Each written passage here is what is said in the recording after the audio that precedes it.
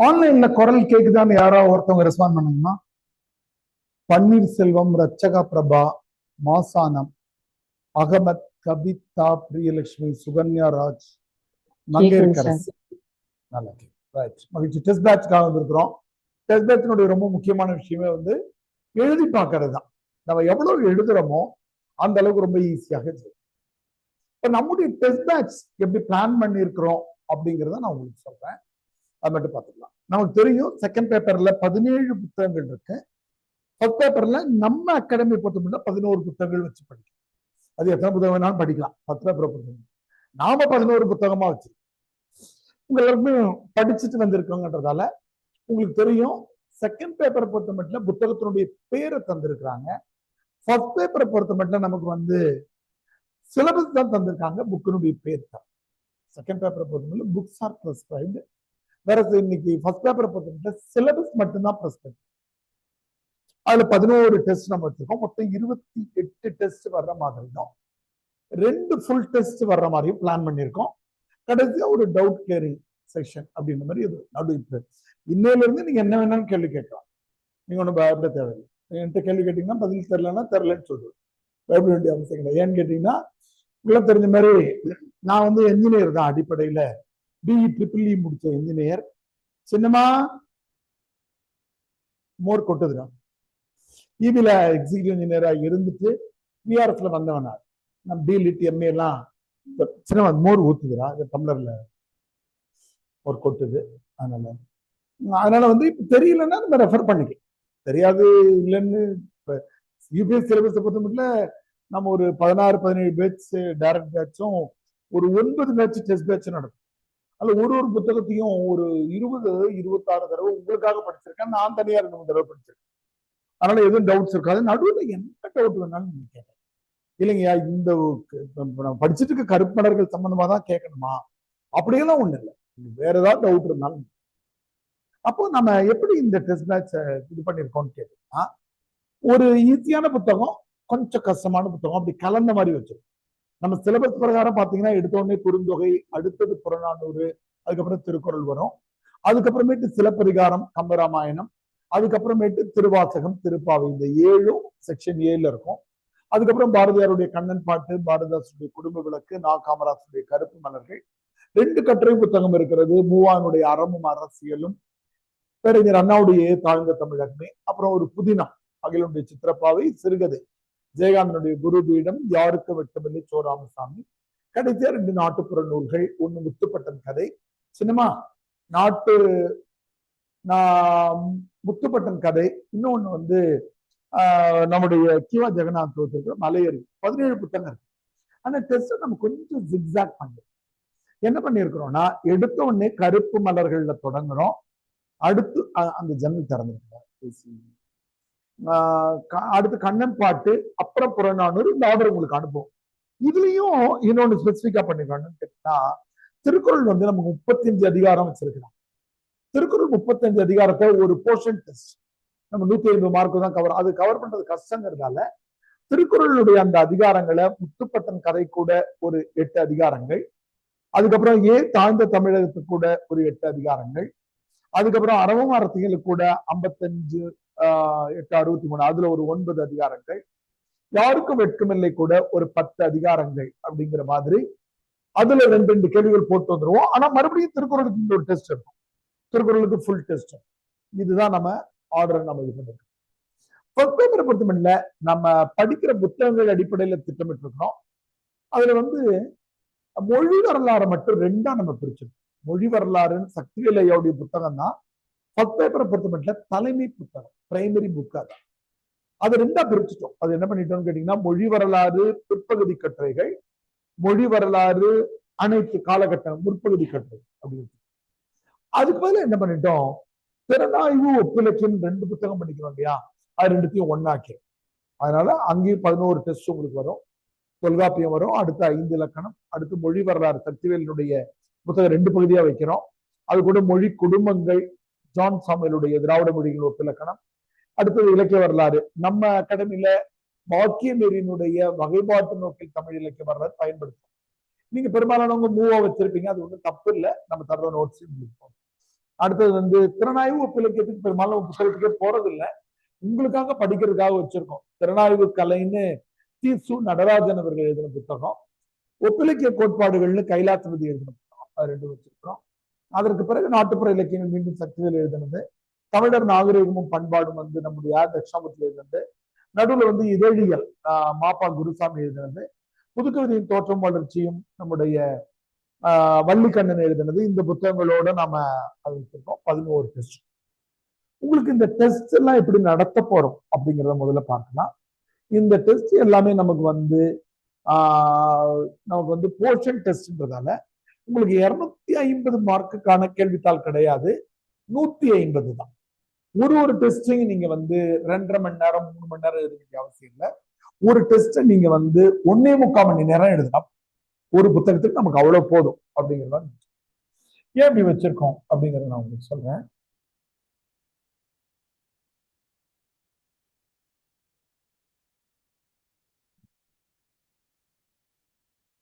நம்ம என்ன பண்றோம் கேட்டீங்கன்னா, மொத்தம் 3 கேள்வி தான் போடுறோம். ஒண்ணு போர்ஷன் ரொம்ப சலிப்பு அடைஞ்சிருவோன்றதால 3 தான் போடுறோம். இதுல 10 மார்க் கேள்வி 5 போடுறோம். இதுல நம்ம யூபிஎஸ்சி ஸ்டைல்ல 20, 15, 15 அது மாதிரி போடுறோம். இது 10 மார்க் கேள்வி 5, இது வந்து 20, 15, 15, இது 20, 15, 15, சில 20 இடம் மாறி இருக்கும். இவ்வளவு கேள்விகள் தான் நம்ம போறோம். அப்போ மொத்தமா 150 மார்க்குக்கு தான். அதுக்கு நம்ம எவ்வளவு நேரம் தந்திருப்போம்? 1 hour 48 minutes தந்திருப்போம். ஏன் 1 hour 48 minutes தரணுமா? சாதாரண சிசெட் கணக்கு தான். சிசெட் தான் எனக்கு ரொம்ப கஷ்டமா இருந்தது அப்படின்னு. 180 மார்க்குக்கு எவ்வளவு நேரம் தராங்கன்னா, எவ்வளவு நேரம் தராங்க? 180 மார்க். நீங்க 250 மார்க் பண்ணிக்கணும்.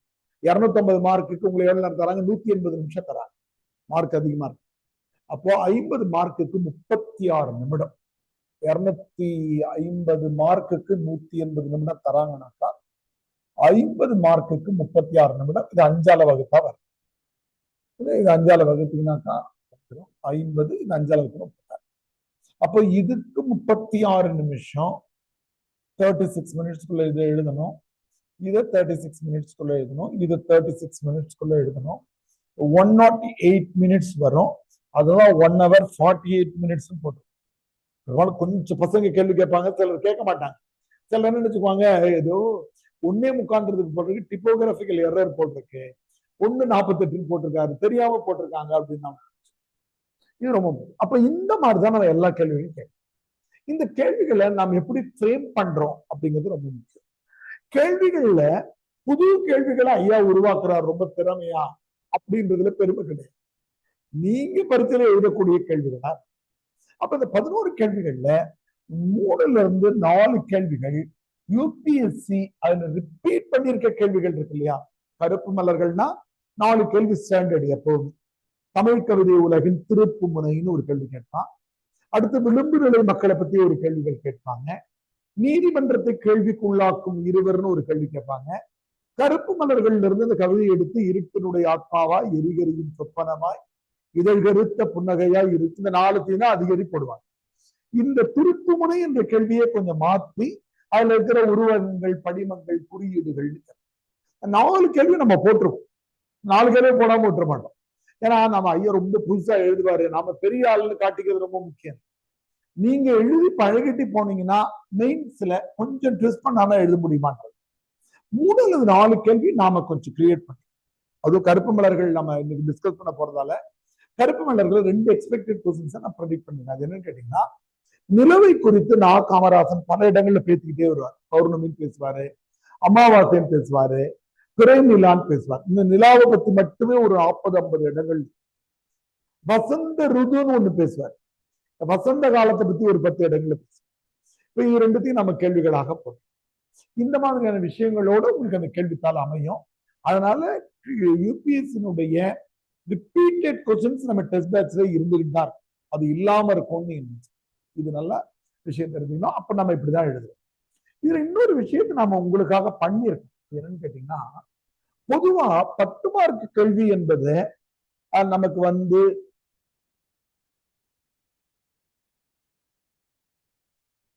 2 பேஜ் தர்றாங்க யூபிஎஸ் இல்லையா? அவங்களுடைய பேஜ்ல 10 மார்க்குக்கு 2, 15 மார்க்குக்கு 3, 20 மார்க்குக்கு 4 இதான் அவங்களுடைய ஸ்டாண்டர்ட். மொத்தமா நீங்க 45ல இருந்து 50 பக்கங்கள் விடை எழுத முடியுமான்னு பாருங்க. நாம டெஸ்ட் பேட்ச்ல ஒண்ணு குறைச்சிருக்கோம். இது எல்லாத்துக்குமே அரை பக்கம் குறைச்சிருக்கோம். இது 1.5 பக்கம் எழுதினா போதும், இது 2 பக்கம் எழுதினா போதும், இது 3 பக்கம் எழுதினா போதும்னு சொல்றோம். எதுக்காகனாக்கா சில கேள்விகளுக்கான முன்னுரை முடிவுரை அதேதான். கருப்பு மலர்கள் இருக்க 11 கேள்விக்கும் நீங்க முன்னுரை எழுதணும்னா அது நான் காமராசனுடைய கண்ணதாசனுடைய முன்னுரையோட வந்த புத்தகம். இந்த புத்தகத்தை நடைபாதைகளுக்கு அவர் காணிக்கை ஆக்கி இருக்கிறாரு. இதுல விழுந்து இதேதான் நீங்க முன்னுரையா எழுதுனா எழுத முடியும். அப்ப 11 கேள்விக்கும் ஒரே முன்னுரை தான் வரும், உங்களுக்கு எழுதுறதுக்கு சலிப்பாகும். அதனால நீங்க என்ன பண்றோம்னு கேட்டீங்கன்னா ஒரு அரை பக்கம் குறைச்சு எழுதினாலே போதும் அப்படிங்கிறது. மெட்டீரியல் ப்ரிப்பரேஷன் மாதிரி ரொம்ப அழகா எழுதலாம். ரிப்பீட்டடாவோ சலிப்பாவோ இருக்காது. சில நேரங்கள்ல ஒரு கேள்வியை நம்ம படிச்சோடனே கீழே உருவகம் படிமன்னு கேட்டாரு, மேல மறுபடியும் அதுல வானவில் எழுதிருப்பீங்க, மேல வானவில் நான் ஒரு தனி கேள்வின்னு போட்டிருப்பேன். அது உங்களுக்கு சலிப்பு வரக்கூடாதுன்றதால இந்த பக்கங்களை டெஸ்ட் பேட்ச் மட்டும் நம்ம குறைச்சோம் உங்களுக்கு புரியறதுக்காக. இதுதான் டெஸ்ட் பேட்சினுடைய அடிப்படை. இந்த அடிப்படையில தான் போகும். இப்ப நம்ம கருப்பு மலர்கள் எப்பவுமே உங்களுக்கு ஒரு மகிழ்ச்சியான விஷயம் என்னன்னா, இந்த புத்தகத்தை கிட்டத்தட்ட நான் நடத்திடுறேன். டெஸ்ட் பேட்ச் எல்லாம் நடத்தும்போது 5 மணி நேரம் 6 மணி நேரம் கருப்பு மலர்கள் வச்சு நடத்தி கூட இருக்கும் முதல் பேட்ச். நீங்க அந்த அளவுக்கு பயப்பட வேண்டாம். உங்களுக்கு கரெக்டா எனக்கு 5 மணிக்கு வேற கிளாஸ் இருக்கிறதுனால ஒரு 4:50 4:55 வரையில கருப்பு மலர்கள் புத்தகத்தை எப்படி ரிவைஸ் பண்ணணும்ன்றத நான் சொல்லிடுவேன். அதுக்குள்ள நம்ம போறோம்.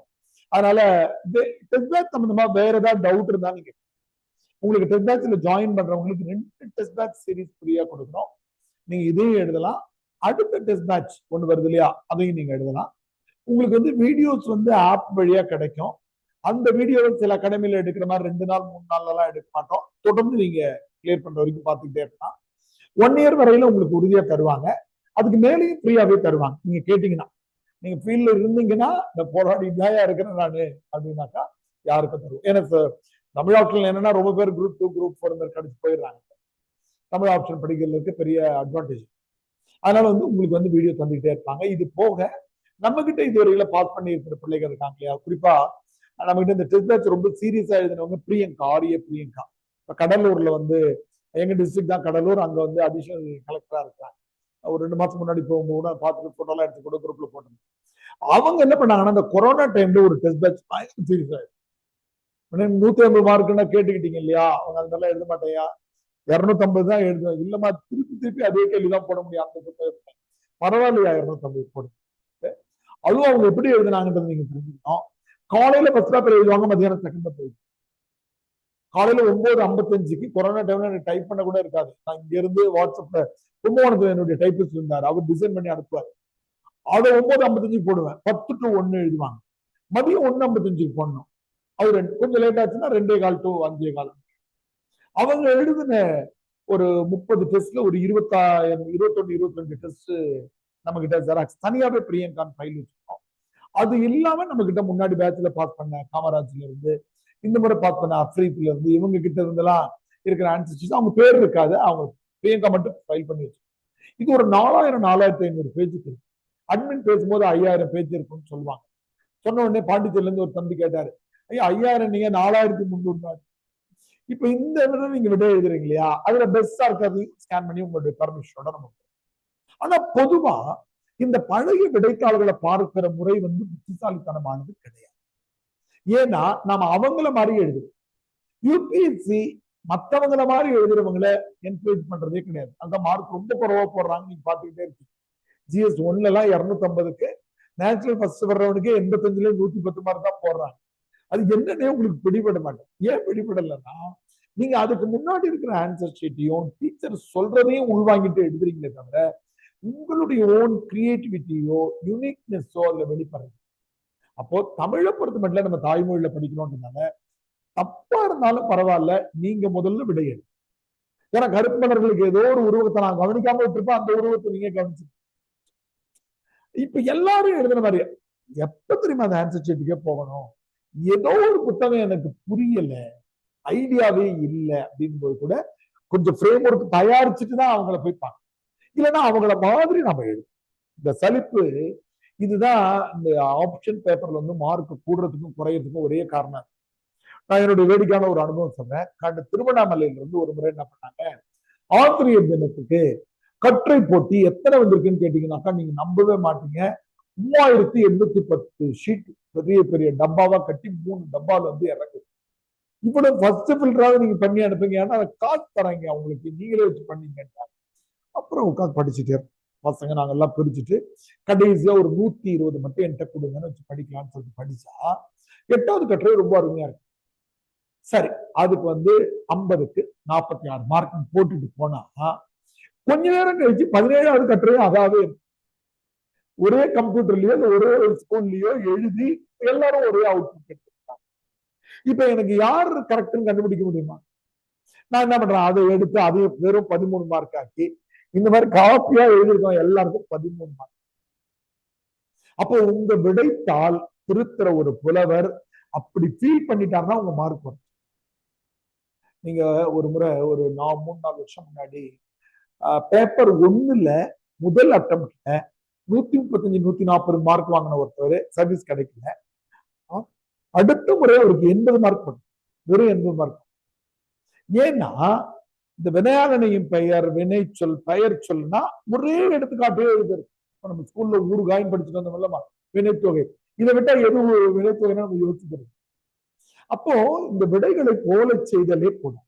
தப்பா இருந்தாலும் ஒரு யூனிக் அட்டெம்ப்ட் தர்றதுக்கு, அதான் நான் சொல்லுவேன், நீங்க என் கூட டெஸ்ட் பேட்ச்ல இருக்கும்போது டிரைவிங் கிளாஸுக்கு வந்திருக்க மாதிரி இருக்கணும். டிரைவிங் கிளாஸ்ல என்ன பண்ணுவாங்க, முதல் 5-6 நாள் பக்கத்துல உட்காந்து ஓட்டுவாங்க, ஐவர்த்தையும் கிளச்சு எல்லாமே இருக்கும்.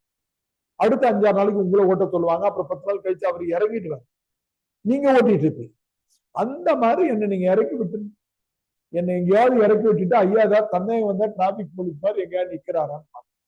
இது தாய்மொழியில அதிக வாய்ப்பு இருக்கு, யூனிக்கா எழுதுறதுக்கான வாய்ப்புகள் ரொம்ப அதிகம். அதனால இதை நீங்க புரிஞ்சுக்கணும். யாருக்காவது டவுட் இருக்காமா? உங்களுக்கு என்னென்ன அட்வான்டேஜஸ் நான் முதல்ல சொல்லிடுறேன். 2 சைக்கிள் நீங்க வந்து 2 சைக்கிள் டெஸ்ட் பேட்ச் அட்டன் பண்ணலாம். உங்களுக்கு வந்து ஒரு 2500 ரூபாய் மதிப்புள்ள supporting material, not material. First பேப்பருடைய நோட்ஸ் மேக்கிங், செகண்ட் பேப்பருடைய நோட்ஸ் மேக்கிங், இதுவரையிலும் இருக்க கொஸ்டின்ஸ் போட்டிருக்கோம்ல, நம்ம பெரிய கம்பீரமா ஒரு பெரிய லெக்சர் மாதிரி போட்டோம். அது பாத்தீங்கன்னா உங்களுக்கு கடுப்பாகிற மாதிரி தெரியும், ஆனா ரொம்ப பயனுள்ளதா இருக்கும். ஏன் பயனுள்ளதா இருக்கும்னா, கருப்பு மலர்களை 10 மார்க் கேள்வி தான் எடுக்கிறாங்கன்றது நீங்க அதை பார்த்த உடனே கண்டுபிடிச்சு. கண்ணன் பாட்டுல 10 மார்க் கேள்வி இல்லாம கொஸ்டின் பேப்பரே இல்ல கடைசி 8 வருஷமா அப்படிங்கறத அனலைஸ் பண்ண மாதிரி இருக்கும். 4 பெட்டிகள் இருந்துகிட்டே இருக்கும், அதுல நீங்க குறிப்புகள் இருக்கா, அது மாதிரி 4 புத்தகங்கள் தரோம். அப்புறம் வினாக்கள் இவ்வளவுதான் சொல்லிட்டு நாம இது வரைக்கும் நடத்தின இது 10வது சீரீஸ் இல்லையா, 9 சீரீஸுடைய கொஸ்டின் பேப்பரையும் கம்பைல் பண்ணி போட்டுருக்கோம். கற்பனர்கள்லாம் ஒரு இடத்துல வரும். இது போக உங்களுக்கு வந்து வீடியோஸ் வந்து அன்லிமிட்டடா நம்ம டைம் தரோம். 4வது வந்து ப்ரீவியஸ் பேட்சினுடைய ஆன்சர் ஷீட்ஸ், இந்த 4 உங்களுக்கு இருக்கு. உங்களுக்கு ஏதாவது டவுட்னா நீங்க எனி டைம் கேட்கலாம். எனி டைம் ஐயா போன் எடுத்துருவாரு ஐயா அப்படின்னா போன் ஐயா எடுக்க மாட்டேன், அவர் எடுக்கிறதுக்கான வாய்ப்பு கிடையாது. ஆனா நீங்க வாட்ஸ்அப்ல ஒரு ஆடியோவோ டெக்ஸ்டோ போட்டீங்கன்னா அன்னைக்கு நைட்டே நான் அந்த ஆடியோல அதுக்கு ரெஸ்பாண்ட் பண்ணுவேன். எந்த கேள்வியா இருந்தாலும் நீங்க ஐயா நீங்க போட்ட கேள்வியா தான் இருக்கணுமா, இல்ல யூபிஎஸ்சி போட்ட கேள்வியா இருக்கக்கூடாதா, இல்ல வேறொரு அகாடமில ஒரு கேள்வி தந்திருக்காங்க. நம்ம டெலிகிராம் குரூப்ல இருந்து ரொம்ப பேர் அப்படி வந்திருக்காங்க. டெலிகிராம் குரூப்ல வேற ஒரு அகாடமில இருந்து டெஸ்ட் எழுதுவாங்க. அன்னைக்கு ஒரு நாள் மட்டும் வந்துட்டு ஐயா நீங்க எல்லா கேள்வியும் சொல்லுவேன்றாங்க. என்னமா கேள்வி எல்லாம் கேட்டேன்னு கேட்டா, இல்ல என்னவா எதுக்குமா கேட்ட அப்படின்னாக்கா, இன்னொரு அகாடமில இந்த கேள்வி போட்டிருக்காங்க எனக்கு விடை தரணும். அதனால நீங்க எந்த கொஸ்டினா இருந்தாலும் கேட்கலாமா. இப்ப நம்ம கருப்பு மலர்கள் புத்தகத்துக்குள்ள ஒரு கரெக்டா ஒரு 3:40 ஆச்சு. நம்ம ஒரு 4:40 வரையில கருப்பு மலர் புத்தகம் உங்களுக்கு ஒரு மகிழ்ச்சியான விஷயம். நான் யூபிஎஸ்சி எல்லாத்துக்குமான புத்தகம் நான் எழுதிட்டு இருக்கிறேன். கருப்பு மலர்கள் புத்தகத்தை பதிப்பாசிரியரா இருந்து நான் எடுத்தேன். பதிப்பாசிரியர், ஏன்னா இந்த புத்தகத்தை நாம எழுதணும்னு சொல்லக்கூடாது இல்லையா, காமராஜன் எழுதி போயிட்டாரு. ஆனா அந்த கவிதைகளை நான் ரீஅரேஞ்ச், இது 120 ரூபாய் புத்தகம், 100 ரூபாய்க்கு கிடைக்கும், வெளியில இருக்கு, அது வேணாலும். பாப்பா திவ்யம்மா நாங்க எல்லாருமே ஒரு புத்தகம் இன்னைக்கு தர சொன்னோம், பயப்பட வேண்டாம், நீங்க 100 ரூபாய் தந்தாலும் தரலாம், இல்ல எதற்கு போயிட்டு ஐயாவுக்கு ஒரு மோர் வாங்கிட்டு போனா போலாம். நீங்க வந்து சினிமா கருப்பு மலர் கரெக்ட் கார்டு கரெக்டா கேக்குதா உனக்கு? இப்போ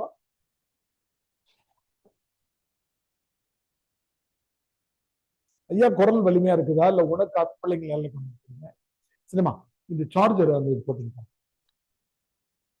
இந்த கருப்பு மலர்கள் புத்தகம் மொத்தமாக 37 கவிதைகள் இருக்கு. ஆனா 20 கவிதைகள்ல புத்தகம் முடிஞ்சு போயிடுச்சு. 20 கவிதைகள்ல தான் நமக்கு கேள்விகளும் விடைகளும். இது எதுலடா இருக்கு புதுசா? இதுல இருக்காடா? அது அதுல அந்த கருப்பு மலர் இந்த கருப்பு மலர் போட்டிருக்கேன். அந்த டெஸ்ட் பேட்சுக்குள்ள உங்களுக்கு அந்த கருப்பு மலர் பிடிஎஃப் இருக்குல்ல, அந்த கருப்பு இதுல அந்த பழைய கருப்பு மலர் மெதுவா. அப்ப கருப்பு மலர்களை பொறுத்த மட்டும் 4 நான் பிரிச்சுட்டேன். இந்த புத்தகம் தமிழ் கவிதை உலகத்துல இந்த மாதிரி பிரிச்சோம்னாக்கா சண்டை போறதுக்குன்னே புலவர்கள் வருவாங்க. ஒரு 4-5 புலவர்கள் அன்னைக்கு வந்திருந்தாங்க. ஆனா இந்த புத்தகத்தை நான் என்ன பண்ணிட்டேன்னு கேட்டீங்கன்னா, இந்த மாதிரி ரீஅரேஞ்ச் பண்ண புத்தகத்தை வெளியிடுறதுக்கான வெளியீட்டு விழா நிகழ்ச்சிக்கான இதை பார்ப்பீங்க. நான் காமராசன் ஐயா 2019 2020 இயற்கை அடைஞ்சிட்டாங்க. ஆனா அவங்க வீட்டுக்காரமா இருக்கிறாங்க. அவங்க வீட்டுக்காரமா தான் அந்த நிகழ்ச்சிக்கு தலைமையா வச்சு நான் வெளியிட்டேன். அது புலவர் சொன்னார், பாத்தியா புத்தகத்தையும் ரீஅரேஞ்ச் பண்ணிட்டு அவங்க வீட்டுக்காரமாயிட்டு அப்ரூவ் வாங்கின மாதிரி வெளியிட்டு அவங்க லோகமணி காமராசன் தான் அன்னைக்கு தலைமைக்கு வந்தார். அப்ப இந்த புத்தகங்களை 4 நான் பிரிச்சிருக்கேன். என்ன பண்ணிருக்கேன்னா, விளிம்பு நிலை மக்களை பற்றிய கவிதை. இந்த பிடிஎஃப் உங்களுக்கு ஆன்லைன் பிள்ளைகளுக்கு இந்த பிடிஎஃப் ஷேர் பண்ண மாட்டாங்க. பழைய பிடிஎஃப் ஷேர் பண்ணுங்க. இது ஏன்னா பதிப்பகம் மூலமா வந்திருக்கு, விற்பனைக்கு உள்ள புத்தகம். அதனால இதை உங்களுக்கு நேரடியா நீங்க குரியர் அனுப்பும்போது வேணா. அப்போ இதுல ஒரு 11 கவிதைகள் அதுல 12 தப்பா இருக்கும் பிரிண்டிங். அந்த பிச்சைக்காரி குடிகாரனுக்கு ஒரு தலைப்பு போட்டாங்க, நீதிமன்றத்தை கேள்விக்குள்ளாகும். அந்த இதை அடிச்சிடலாங்க. 11 புத்தகங்கள் தான், 11 கவிதைகள் தான் இதை படித்தாலே பெரும்பாலான கேள்விகளுக்கு விடை எழுது. அடுத்தது இயற்கை உருவக கவிதைகள்னு பிரிச்சிருக்கேன். அதுல ஒரு 10 கவிதைகள் இருக்கு. இந்த 21 கவிதைகளோட கிட்டத்தட்ட புத்தகத்துக்கான விடை எல்லாத்தையுமே எழுதுது. இதுக்கு என்னாண்ட எந்த புத்தகம் படிக்க தேவையில்லை. ஆனா டிக் பண்ணிக்கோங்க, இதுல எது முக்கியமானது மட்டும் நான் சொல்றேன்.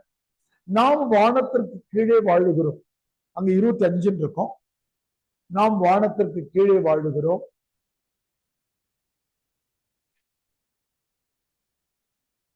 முல்லை நதிக்கரை வயல்களுடன் ஒரு மறு விவாதம். இந்த 2 கவிதைகள் அது முக்கியம். கீழே இருக்கிறதுல கல்லறை தொட்டில்கள், நான் மரணத்தை பற்றி சிந்திக்கிறேன், ஓ நானும் அந்த ஹிப்பிகளோ. இந்த 3 கவிதைகளும் இந்த பின் கவிதையில லேசா முன்னுரை முடிவுரைக்கு பயன்படுத்த. இந்த புத்தகத்தினுடைய சிறப்பு என்னன்னா, இந்த புத்தகத்தை யாருக்கு டெடிகேட் பண்ணிருக்காங்கன்னு யாராவது சொல்ல முடியுமாமா? ஆன்லைன் அல்லது ஆஃப்லைன்ல பாத்தீங்கன்னா இந்த புத்தகத்தை யாருக்கு டெடிகேட் பண்ணிருக்காங்க? முதல்ல ஆன்லைன்ல கேட்போம். இந்த புத்தகத்தை யாருக்கு சொல்லுமா? நான் சொல்லலாமாங்கய்யா? அது சொல்லலாம்டா. அதான் அண்ணாவுக்காக டெடிகேட் பண்ணிருப்பாரு. அவரோட இறப்பு டைம்ல எழுதின புத்தகமா இருக்கும். Very good very good. Nearest correct answer. அண்ணாவுக்குன்னு சொன்னாங்க இல்லையா? சொல்லிட்டாமா. அண்ணான்ற விடை தப்பு இல்லடா, ஆனா சரியான விடை இல்லை. யாருடைய குரல் இது? குரலையும் மறந்துட்ட பாருங்க. பிரியஸ்னேகா தானே சொன்னது? முதல்ல சொன்னது யாரு? முதல்ல நாங்களையா? நீ சொல்லுமா பிரியஸ்னேகா. இப்ப சொல்லுங்க. சாலையோரம் படுத்து இருக்கும் தொழிலாளர்களுக்காக. தொழிலாளர்களுக்கு என்பது கூட நேர் சார்ந்தது தான். அதுக்கு முன்னாடி விடை சொன்னது யாருமா? பேரறிஞர் திருப்பியும் சொல்லட்டும். நடைபாதைக்கு காணிக்கையா சொல்லியிருப்பாங்க. Very good. அதுக்கப்புறம் திருப்பி அண்ணாக்கு நான் சொல்றேன் அப்படின்னு சொல்லிட்டு ஒரு கவிதை எழுதிருப்பாரு. நன்றி. கேள்வி கேட்டதால தெளிவடைஞ்சிட்டீங்க. இந்த புத்தகத்தை யாருக்கு காணிக்கை ஆக்கியிருக்காருன்னா, பிளாட்பாரங்களுக்கு காணிக்கை ஆக்கியிருக்காரு. அதுதான் இந்த புத்தகத்தினுடைய சிறப்பு. புத்தகத்தை நாம எல்லாரும் அப்பா அம்மாவுக்கும் நம்முடைய ஆசிரியர்களுக்கும் நாம காணிக்கையாக்குவோம். ஆனா இந்த புத்தகத்தை யாருக்கு காணிக்கை ஆக்குறாருன்னா, புழுது கட்டில்களாக மாறி எங்களுடைய ஏழை தோழர்களை உறங்க வைக்கும் கோடானு கோடி நடைபாதைகள். அங்கேயே அந்த யூனிக்னஸ் வந்துருச்சு. அதுவரையில தமிழ்ல நல்லா, அதுவரையில அங்க தமிழ் ஆசிரியர்கள், அதுவரையில இந்த அப்பா அம்மாக்கள், இவங்களுக்கு தான் டெடிகேட் பண்ற ஒரு இடத்துல நமக்கு அவர் பிளாட்பாரத்துக்கு இது பண்ணிருக்காங்க பாருங்க. அந்த வரியை மனப்பாடம் பண்ணிக்கோங்க. புழுதி கட்டில்களாக மாறி எங்களுடைய ஏழை தோடர்களை உறங்க வைத்து கோடானு கோடி நடைபாதைகள் அவ்வளவு இருக்கு இல்லையா? ஏழைகள் உறங்குவதற்கு வீடே இல்லாதவங்களுக்கு அது வீடாக மாறி என்ன செய்யுதுமா, உறங்க வைக்குது. அதனால அந்த பிளாட்ஃபார்முக்கு இந்த புக்கை டெடிகேட் பண்ணிருக்கிறன்ற விஷயத்த கேள்வியில் யாரும் கேட்க மாட்டாங்க. நீங்க முன்னுரையிலோ முடிவுரையிலோ நான் அது மாதிரிதான் நம்முடைய கண்ணதாசன் வந்து எழுதியிருப்பாரு. ஒரு வரி அழகா எழுதி, இது அவன் விரித்த பந்து அவன் போட்டைகள். கண்ணதாசனுடைய முன்னுரையோட இந்த புத்தகம் வந்திருக்க உங்களுக்கு தெரியும். பின்னாடி அட்டையில ஆர்டிபிஷியல் இன்டெலிஜென்ஸ் 2 பேரும் ஒன்னா உட்கார்ந்துருக்க மாதிரி நான் படம் வரைஞ்சேன். ஆனா ஆர்டிபிஷியல் இன்டெலிஜென்ஸ் எவ்வளவு புத்திசாலித்தனமானது நான் தெரிஞ்சுக்கிட்டேன். நம்ம வாணிஸ்ரீ மகிழ்ச்சி அடைஞ்சாலும் மகிழ்ச்சி அடைவோம், கோவப்படுவாங்களே தவிர இவங்க 2 பேருக்கும் ஏடிஎம்கே கரை வேட்டியே போட்டு. ஏன்னு கேட்டீங்கன்னா, காமராசன் எம்ஜிஆர் கூட நெருங்கிய தொடர்புடையவர் என்பது அவருக்கு தெரியுது. காமராசன் கண்ணதாசன் அங்கேயும் மாறி மாறி இருந்தாரு. காமராசன் வந்து எம்ஜிஆருக்கு எக்கச்சக்கமான பாடல்கள் எழுதியிருக்கிறாரு. அதனால வந்து ஏடிஎம்கே கரை வேட்டியை போட்டுடுச்சு. அப்புறம் நான் மறுபடியும் போய் நீல கலரா மாத்தேன். நான் நாளைக்கு தான் மாத்தி தருவேன், ஒன் டைம் முடிஞ்சிச்சுன்னா அப்புறம் அடுத்த நாள் தான் மாத்தி கொடுத்தேன் இல்லையா? அது 2 பேரும் ஒன்னா உட்கார வச்சிருக்கோம். ஆனா இவரை விட இவர் 20 சின்னவர், ரொம்ப கண்ணதாசனை விட காமராசன் ரொம்ப வயதில். அவர் எழுதுறாரு, அவன் விரித்த பந்து அவன் போட்ட இலை அவன் வைக்கின்ற உணவு பசிக்கின்ற நல்ல வயிறு உள்ளவர்கள் அங்கே அமரலாம். யார் யாருக்கு பசிக்கும் என்று அவன் கண்டுபிடிக்க முடியாது. ஆகவே தான் என்ற நிலையிலிருந்து தனக்காக என்ற ஆசையோடு அவன் படைக்கின்ற விருந்துதான் சமூகத்தினுடைய முன்னால் வைக்கப்படுகிறது. ஒண்ணு நேற்று நிகழ்ச்சி பத்தி பேசதான் கூப்பிட்ட ஒரு வகுப்புக்கு வந்துட்டேன். 4:45. அப்ப வந்து பாருங்க, இது வந்து எங்க வீட்டுக்கு வரீங்க, எங்க பேர குழந்தைக்கு பிறந்த நாள், கல்யாண நாள், ஏதோ ஒன்று சொல்றேன். என்கிட்ட இருக்கிற மெனு தான் நீங்க சாப்பிட வேண்டியிருக்கோம். ஹோட்டல் மாதிரி, ஐயா என்ன சக்கரை பொங்கல் கொஞ்சம் அதிகமா வைங்கன்னு கேட்கும். அதான் சொல்றேன். காமராசன் சமைச்சுட்டாரு, அவர் பரிமாறுறாரு. யார் யாருக்கு பசிக்கும், யார் யாருக்கு வெஜ் வேணும், நான்வெஜ் வேணும், கத்திரிக்காய் கொத்து வேணுமான்றதெல்லாம் பார்த்து வைக்க முடியாது. இருக்கிறது அவைலபிள் தானே தர முடியும், அவன் கொடுத்துருக்கு அப்படின்னு அவர் எழுதுறாரு. இதுல நாம ஒரு ப்ரெடிக்டட் கொஸ்டின் போட்டிருக்கோம். அதை மட்டும் நான் போடுவேன் இந்த முறை. பெரும்பாலும் கேள்விகளை வந்து உங்களுக்கு முதல் நாளை போட்டு. கவிதை என்பது காமராசனுடைய சுய புராணத்துல முடியுது. கவிதை என்பது நாடு, மொழி, இனம் முதலிய எல்லைகளுக்கும் அப்பால் சிறகு விரிக்கிற உலகப்பம். இந்த வரியை எடுத்து நான் கேள்வியா போட்டிருக்கேன். ஏன் போட்டிருக்கிறேன்னா, யாருக்கும் வெட்கமில்லை புத்தகத்திலிருந்து யூபிஎஸ்சி என்ன பண்றாங்க, ராமசாமி எழுதின முன்னுரையிலிருந்து ஒரு கேள்வியை உருவாங்க. தேசமும் மக்களும் அழுது கொண்டே இருக்கிற போது சிரித்து மகிழ்வதற்கான ஒரு நாடகம் எழுத வேண்டிய தேவை இருக்கிறதுன்னு எழுதியிருப்பாரு. அதை தூக்கிட்டு வந்து யூபிஎஸ்சி ஒரு கேள்வியா போட்டிருந்ததால நான் என்ன பண்ண, இந்த 17 புத்தகத்தினுடைய முன்னுரையும் படிச்சு எல்லா முன்னுரையிலிருந்து எடுக்கக்கூடியது இல்லை, ஆனா இது பொருத்தமா இருக்குது. காமராசன் என்ன சொல்றாரு, கவிதை என்பது தமிழ்நாடு, தமிழ் மொழி, இந்தியா என்ற எல்லைகளுக்கும் அப்பால் சிறகு விரிக்கிற உலக பறவை, யூனிவர்சல் பேர்டு. அப்போ அது என்ன பண்றது, வியட்நாம் பிரச்சனை அவர் பார்க்கிறாரு, நீக்ரோக்களுடைய பிரச்சனை பார்க்க. இப்ப இந்த கூற்று பொருந்துகிறதான்னு ஒரு 10 மார்க் 5 மார்க் கேள்வி நம்ம புதுசா காயின் பண்ண கேள்வியில இருக்கு. நாளைக்கு வருமானு சொல்ல முடியாது, அதை குறிச்சுக்கோங்க. அதே மாதிரி கொஞ்சம் முன்னாடி மாலதி சொன்னாங்கன்னு நினைக்கிறேன், அண்ணாவை பத்தி தான் அவர் எழுதினார். இந்த தேவ வேளையில் தமிழையும் உலக இலக்கியங்களையும் எனக்கு அறிமுகப்படுத்திய அண்ணாவை பற்றிய உருக்கமான நினைவுகள் என்னிலே அலைமோது. எவன் எனது கவித்துவத்தின் ஊற்றுக்கண்களை திறந்து விட்டவனோ அவன், அந்த அண்ணா, இந்த கவிதைகளின் ஒருவரையை கூட படிக்காமல் மடிந்து போய்விட்டான் என்கிற உண்மையை என்னாலே ஜீரணித்துக் கொள்ள முடியும். நம்மகிட்ட அண்ணாவை பத்தி ஒரு கவிதை இருக்கிறது. அந்த கவிதைக்கான தலைப்பு வந்து கல்லறை தொட்டில். கல்லறை 33 அது உங்களுக்கு 34ன்னு போட்டிருக்கோம். அந்த கவிதையை இந்த இடத்துக்கு நேரா ஒப்பீடுன்னு போட்டுக்கோம். சுயபுராணத்துக்கு நேரா கோடு போடுங்க. முதல் 2 பேராவுக்கு நேரா கோடு போட்டு ஒப்பிடுக கல்லறை தொட்டில்கள் கவிதை. கல்லறை தொட்டில்களுக்கு பிராக்கெட்ல அறிஞர் அண்ணான் கூட குறிச்சுக்கு 33, உங்களுக்கு பிரிண்டிங்ல 34ன்னு இருக்கும், 33 அது. அதே மாதிரி இந்த நடைபாதை கவிதைக்கு பக்கத்துல புழுதி கட்டுகளாக மாறின 6வது பக்கத்துல இருக்கா, உள்ள வந்து நடைபாதையிலே ஒரு கவிதை எழுதுறாரு. அதனால காணிக்கைக்கு பக்கத்துல 15வது கவிதை உங்ககிட்ட 16ன்னு போட்டிருக்கோம். நடைபாதை இண்டெக்ஸ்ல பாத்தீங்கன்னா நடைபாதை அந்த காணிக்கைக்கு பக்கத்துல ஒப்பிடுகன்னு போட்டு நடைபாதை கவிதை. இப்ப இந்த கவிதைகளை விரைவா பார்ப்போம். ரொம்ப கவனமா நம்ம பார்க்க வேண்டிய கவிதைகள் விளிம்பு நிலை மக்களை பற்றிய கவிதை.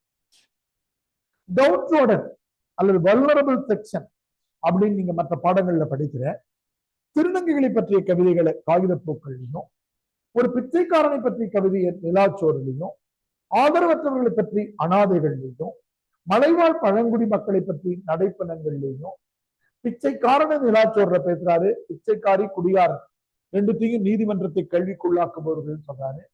ஒரு சேரி கிராமம் தபால்காரனின் மரணமும் செய்தியும், பேச முடியாத செவிமாற்று திறனாளிகள் ஊமையை பற்றி ஒரு கவிதையிலையும், எல்லாவற்றையும் கடந்து இது ஒரு 55 ஆண்டுகள் முன்னாடி வந்த புத்தகத்துல விபச்சாரிகள் என்ற இந்த சமூகம் மலிவாக சொல்லிக் கொண்டிருந்த பாலியல் தொழிலாளிகளை பற்றி ஒரு கவிதை எழுதியிருக்காரு. இந்த புத்தகத்தினுடைய மிகச்சிறந்த கவிதைகள் விலை மகளிர். உலகத்தின் ஒதுக்கப்பட்ட மக்களாக இருந்த கருப்பு மலர்கள், நீக்ரோக்களை பத்தி கருப்பு மலர்கள் என்ற கவிதை இருக்கிறது. கருத்தமா கவிதை இங்க நம்ம இணைச்சிருக்கோம். அது ஏன் இது எல்லாத்துக்கும் நான் படங்கள் போடலாம் அப்படின்னு முயற்சி பண்ண போது படங்களை உள்ள போடுறது கவிதை படிக்க டிஸ்டர்ப் ஆகும் அப்படின்னாலும் இந்த கவிதைகளுக்கு என்ன படங்களோ அது ஒரே இடமா நான் தொகுத்து போட்டுட்டேன்.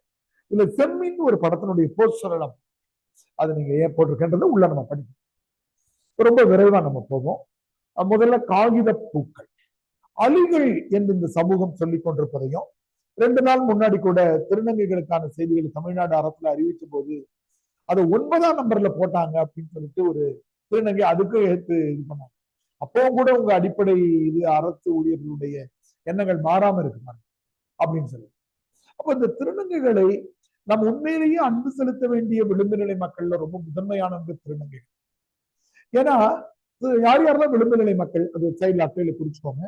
யாரையெல்லாம் டவுன் சோடன் அல்லது வல்னரபிள் சொல்றோம் அப்படின்னா திருநங்கைகள்,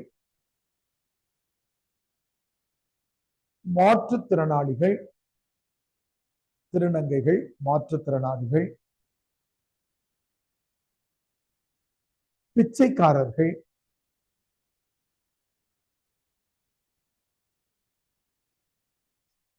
ஆதரவற்றவர்கள், அதுதான் அனாதையின் பேரு, அது வடமொழிச்சு ஆதரவற்றவர்கள், முதியவர்கள்,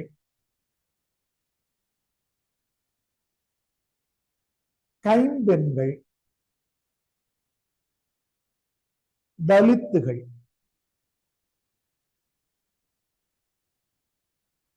குழந்தை தொழிலாளர்கள்,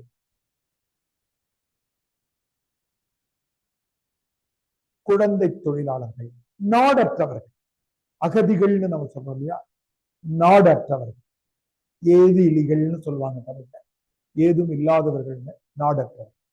இவங்க எல்லாம் நமது பேரன்பு செலுத்த வேண்டிய முதன்மையான மனிதர்கள். இதுல திருநங்கைகள் தான் ரொம்ப முதலிடத்துல இருக்கு. ஏன்னு கேட்டீங்கன்னா மற்றவர்கள் எல்லாம் அவங்க அப்பா அம்மா கூட வச்சு பார்த்தோம். இப்ப எனக்கு காலில் பாதிப்பு இருக்கு, நான் சென்ற ஆட்சியில மாற்றுத்திறனாளிகள் நலவாரி உறுப்பினராக மாற்றுத்திறனாளிகள் என்பது பெருமைக்குரிய அடையாளம் நான் மேடையில் அண்ணாமலை பல்கலைக்கழகத்துல 82, 86ல படிச்ச முதல் மாற்றுத்திறனாளி பொறியாளர் தான். அப்போ இடஒதுக்கீடு அப்பதான் ஜெயிச்சிருக்கிறாங்க. அது எங்க அப்பா ஸ்கூல் டீச்சர்ன்றதால தெரியும், எனக்கு விண்ணப்பிச்சாரு. நான் முதல்ல போறேன், எங்க சீனியர் அண்ணன்லாம் எங்களை வேடிக்கை பார்ப்பாங்க, எனக்கு கூட்டு பேசுவாங்க, எப்படி சேர்த்தாங்க அப்படின்னு சொல்லிட்டு. அப்புறம் அவங்க தம்பிகள் சித்தப்பா பிள்ளைங்கலாம் சொல்ல ஆரம்பிச்சு. அப்ப எங்க அப்பா அம்மா என்னை பார்த்துக்கிட்டாங்க, என்னை படிக்க வச்சேன். எனக்கு கால் ட்ரீட்மெண்ட்டுக்கு இன்னைய வரைக்கும் எங்க அம்மா போன் பண்ணி கேட்டுக்கிட்டே இருப்பாங்க, காலுக்கு பிசியோதெரபி பசங்க பண்ணாங்களா, யாரையும் வச்சு பண்றியான்னு கேட்டு. ஆனால் திருநங்கைகள் தான் வீட்டை விட்டே துரத்தப்படும். பெற்ற அம்மா அப்பாக்களாலேயே வீட்டை விட்டு துரத்தப்படுகிற விளிம்பு நிலை மக்கள்னாக்கா திருநங்கை. பொது சமூகத்தினுடைய பார்வையில அவங்க பிச்சை எடுக்கும் போதோ, அவங்களை தொந்தரவு பண்ணும் போதோ அவங்களை நம்ம வித்தியாசமா பார்க்கிறமே தவிர அன்பின் மூலமா முழுவதுமாக புறக்கணிக்கப்பட்டது. அதுதான் காமராசன் ஒரே வரியில ரொம்ப அழகா சொல்லியிருப்பாரு, சந்தி பிழை போன்ற சந்ததி பிழை. நான் இந்த கவிதையினுடைய முக்கியமான வரி, சந்தி பிழை போன்ற சந்ததி பிழை. சந்திப்பிழை இருந்தா என்ன, அவனை கூட்டல் பார்த்தேன் அவனை பார்த்தேன். நீங்க இப்ப போடலன்னா 1/4 மார்க் குறைச்சிருவாங்க. நாங்க படிக்கிற காலம் யூபிஎஸ்சி தமிழ்ல குறைக்க மாட்டாங்க, பயப்படாது.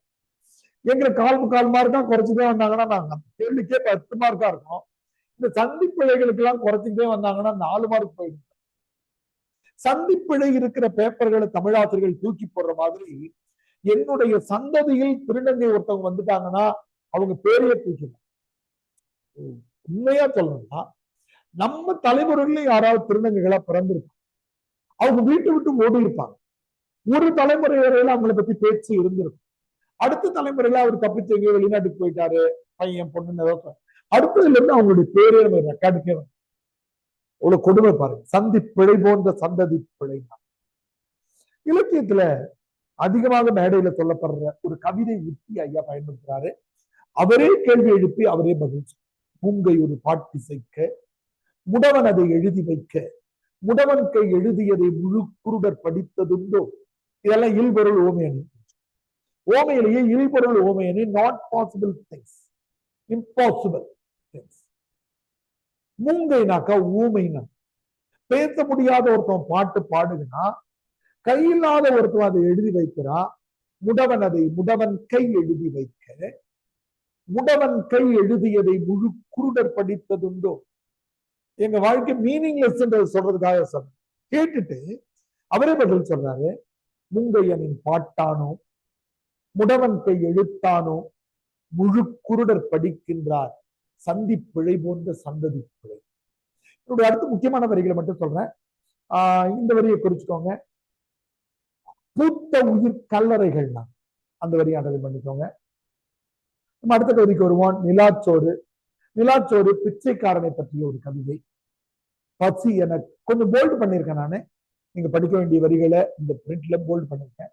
பசி எனக்கு விளையாட்டு பருவங்கள் மாற்றுவை. பசிதான் பிச்சைக்காரனுக்கு விளையாட்டம்.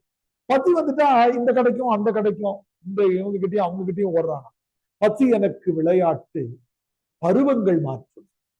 சீசன் மாறுது இல்ல. இப்ப நமக்குலாம் காலைல ஒரு ட்ரெஸ், மதியானம் ஒரு ட்ரெஸ் கூட மாத்தி. ஆனா ஏழைக்கு பிச்சைக்காரனுக்கும் சீசன் மாறுது இல்ல. அதுதான் அவனுக்கு ட்ரெஸ் சேஞ்ச் ஆகும். பருவங்கள் மாற்றுவது. பாருங்க, நிலாவை பத்தி எக்கச்சக்கமா சொல்றாரு இல்லையா. நாளைக்கோ அமாவாசை நரைத்த நிலா கல்லறை. யாருமே அப்படி யோசிச்சிருக்க மாட்டாங்க. கல்லறை அதிகமா பயன்படுத்துவாரு. நாளைக்கு அமாவாசை, நிலா நாளைக்கு செத்து போக போதும். ஏன் நிலா செத்து போக போதா? இதுக்கு முன்னாடியே நிலா வெள்ளையா முடியல நரைச்சு போய் தான் இருந்தது. நரைத்த நிலா கல்லறை. நாளைக்கோ அமாவாசை நரைத்த நிலா கல்லறைனார். மறுபடியும் எழுதுறா பாருங்க. துண்டு நிலா சோறாக, துளி விண்மீன் கரியாக, கண்டு பசி நோய் கொண்டேன் காலம் தேர்.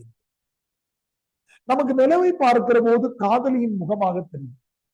என்னருமை காதலிக்கு வெண்ணிலாவே, நீ இளையவளா மூத்தவளா வெண்ணிலாவேன்னு கேட்டது வந்து இப்ப இருக்கிற சினிமா பாட்டுல இருந்து வெண்ணிலவே வெண்ணிலவே விண்ணை தாண்டி வருவாய். காதல் தான். பிச்சைக்காரனுக்கு அது வெள்ளையாக இருக்கிறதால சோற ஞாபகப்படுத்தும். நமக்கெல்லாம் அது வேறவா தெரிகிற போது துண்டு நிலா சோறாக, துளி விண்மீன் கரியாக. அப்ப சொல்றா, துளி விண்மீன் கரியாக. சுத்தி இருக்கிற நட்சத்திரம்லாம் நமக்கு வெண்டைக்காய் பொரியல், உருளைக்கிழங்கு பொரியல் மாதிரி. அதை பார்த்தா நமக்கு வேற ஞாபகம் வருது. சியோடு இருக்கிறவனுக்கு நிலா வந்து சோறையும் கரியும் ஞாபகப்படுத்தும் அப்படின்ற.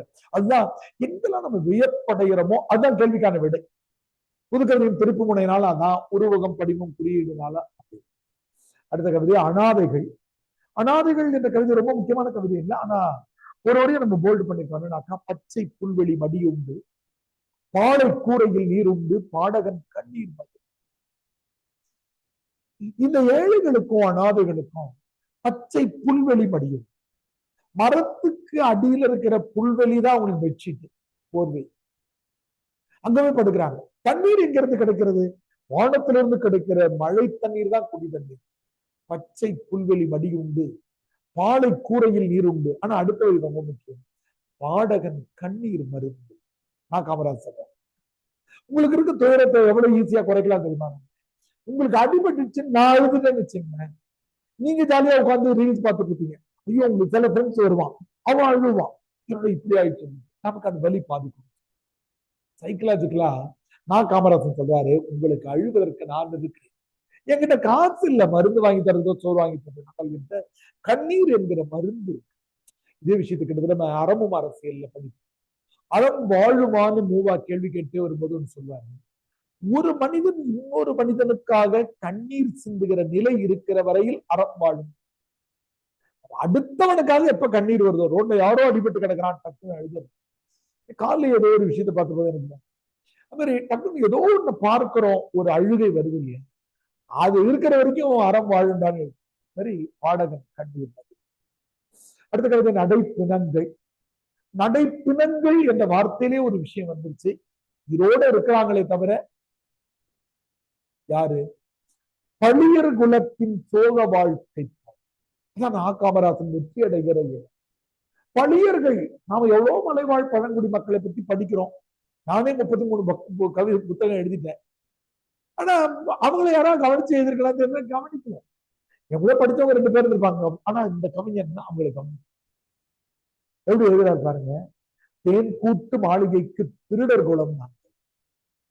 நம்ம தேனி தேன் கொடுக்குதுன்னு சொல்றோம், ஆனா நம்ம திருடுறோம். உண்மையா சொல்றோம், அதை அவர் அக்செப்ட் பண்ணிக்கணும்.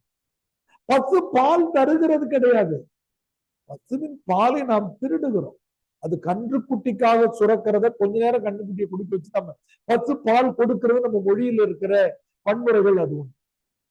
நம்ம மொழியில இருக்கிற இதுல என்னன்னா கல்லு தடுக்கிடுச்சுன்னு சொல்லு. அதை விட மோசமானது, நாம மாட்டு ரீல்ஸை பார்த்துட்டே போயிட்டு கல்லு அங்கேயேதான் இருந்து கல்லு தடுக்கல, ஆமதான் தடுக்கி. குப்பை எடுக்க வர்றவங்கள குப்பைக்காரன்னு சொல்லு, நீங்க அதை அடிக்கடி கேள்விப்பட்டு. நாம தான் குப்பைக்காரங்க, அவர் தூய்மை பணியாளர், நம்ம குப்பைக்காரர் வந்துட்டாரா? மொழியில அந்த மாதிரி இவர் ஒத்துக்கிறாரு. தேன் கூட்டு மாளிகைக்கு திருடர் குலம். கவிதை முடியுது பாருங்க, ரொம்ப அருமையான வரி. நடையில் ஒரு தவ வேகம். மலைவாழ் பழங்குடி மக்கள்.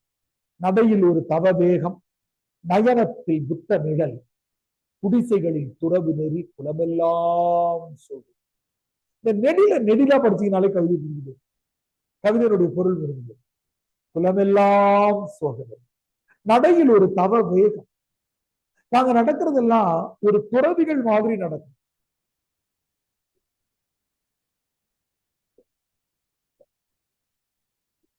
இப்ப நீங்க கிளாஸுக்கு வரும்போது, நான் எப்பவுமே 5 to 10 நிமிஷம் லேட்டா தான் வருவேன். பயப்படாம ஓடி வரேன், பயந்து ஓடி வரேன். கொஞ்ச நாள் பழகிடுச்சுன்னா உங்களுக்கு தெரிஞ்சிடும். இதனால 5 நிமிஷம் கழிச்சுதான் வருவாங்க.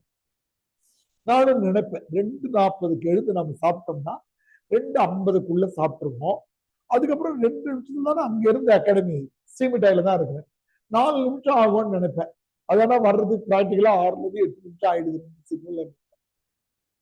நடையில் ஒரு தவ வேகம். என்னுடைய நடையில தவ வேகம். இப்ப நீங்க இப்ப கிளாஸுக்கு வரணும் எப்படி வந்தீங்க? நீங்க வேக வேகமா முடிஞ்சு போகும்போது எப்படி போவீங்க?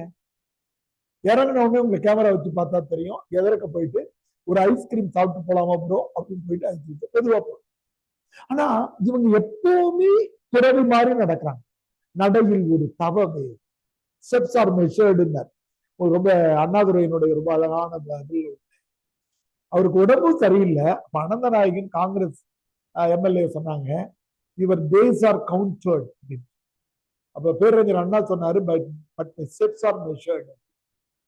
அது மாதிரி இவங்க ரொம்ப ஒரு துறவி மாதிரி தான் நடக்கிறாங்களாம். ஏன்னா வாழ்க்கையில் நடையில் ஒரு தவ வேகம், நயனத்தில் புத்த நிழல். நயனம்னா கண். அதிகமா வடமொழி சொற்களை பயன்படுத்தாங்க. நயன் தாரானா கண்ணு நட்சத்திரம் மாதிரி இருக்கிறவங்க. நயனத்தில் புத்த நிழல். புத்த நிழல் என்ற வார்த்தை நம்ம வாழ்க்கையில் நம்ம கத்துக்க வேண்டிய விஷயம். நமக்கு அகாடமிக்கு வர்ற பிள்ளைங்கள்லாம் கொஞ்சம் கொஞ்சமா சொல்லி ஒரு 10 பேர் 5 பேர்ல ஒருத்தவங்கள நம்முடைய புத்தருடைய விபாசனா மெடிடேஷன் அனுப்பி விட்டுருவோம். 10 நாள் கேள்விப்பட்டிருக்கீங்களாமா? 10 நாள் உங்களுக்கு தங்குற இடமும் சாப்பாடும் போட்டு ஃப்ரீயா மெடிடேஷன் சொல்லி தராங்க. புத்தருடைய தியானம். உங்க போனை ஆஃப் பண்ணி வச்சிருங்க இல்லையாமா, அது உங்க இதயத்தையும் ஆஃப் பண்ணி வச்ச மாதிரி. போனை ஆஃப் பண்ணி வச்சுட்டு வீட்டுல சொல்லிட்டு 10 நாள் கழித்து தான் எடுக்கும். புத்தர் என்ன சொல்றாரு? ஏன் நயனத்தில் புத்த நிழல்னா, எனக்கு என்ன வேணுமோ அதை மட்டும்தான் நான் பார்ப்பேன். இப்ப நீங்க அகாடமி ஜாயின் பண்ண வந்திருக்கீங்க, தம்பி நீங்க எந்த ஊர், என்ன டிகிரி, எங்க படிச்சீங்க, 3-4 கேள்விதான். உங்க சித்தப்பா என்ன பண்றாரு, உங்க அக்காவுக்கு கல்யாணம் ஆயிடுச்சா இல்லையா, உங்க பக்கத்து வீட்டுக்காரங்க கூட, இதெல்லாம் எனக்கு தேவையில்லாது. அப்போ நமக்கு தேவையான செய்திகளோட பார்க்கணும்ன்றதுக்காக தான் புத்தருடைய கண்கள் எப்பவும் பாதி மூடி. நீங்க பாதி மூடி போய் இடிச்சுக்கிறது இல்லை, அது சிம்பாலிக் குறியீடு. எனக்கு உங்களை பத்தி என்ன தெரியணுமோ அவ்வளவு. ஒருவேளை நீங்க எனக்கு நண்பராவோ பின்னாடி நெருக்கமா பழகும் போது 5 வருஷம், அப்ப நயனத்தில் புத்த நிழல் குடிசைகளில் துறவு நெறி. இப்ப நம்ம வீட்டுல எட்டி பார்த்தா ஃப்ரிட்ஜ், வாஷிங் மிஷின், ஏசி எல்லாம் இருக்கு. எங்க வீட்டுல எதுவும் இல்லை. எங்க வீடு துறவு நெறி தான். எங்க வீட்டுல வந்து நாற்காலி கிடையாது, மேஜை கிடையாது, கட்டில் கிடையாது, டிவி கிடையாது, ஃப்ரிட்ஜ், ஏசி கிடையாது. ஃப்ரிட்ஜும் இதுவும் இருக்கு, கிரைண்டர் தரையில தான் படுத்தோம். அது ரொம்ப ஹெல்த்தியா இருக்கும்.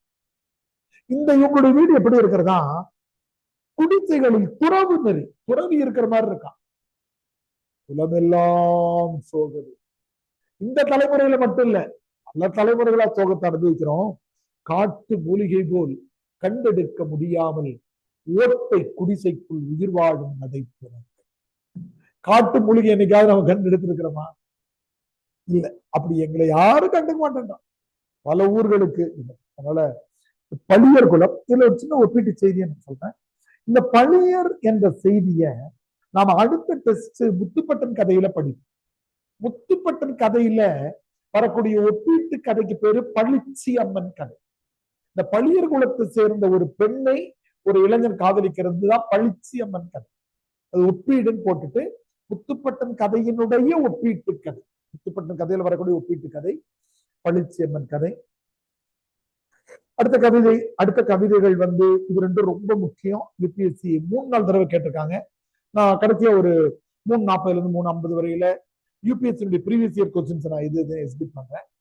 அவர்கள் நீதிமன்றத்தை கேள்விக்குள்ளாக்க questioning high court.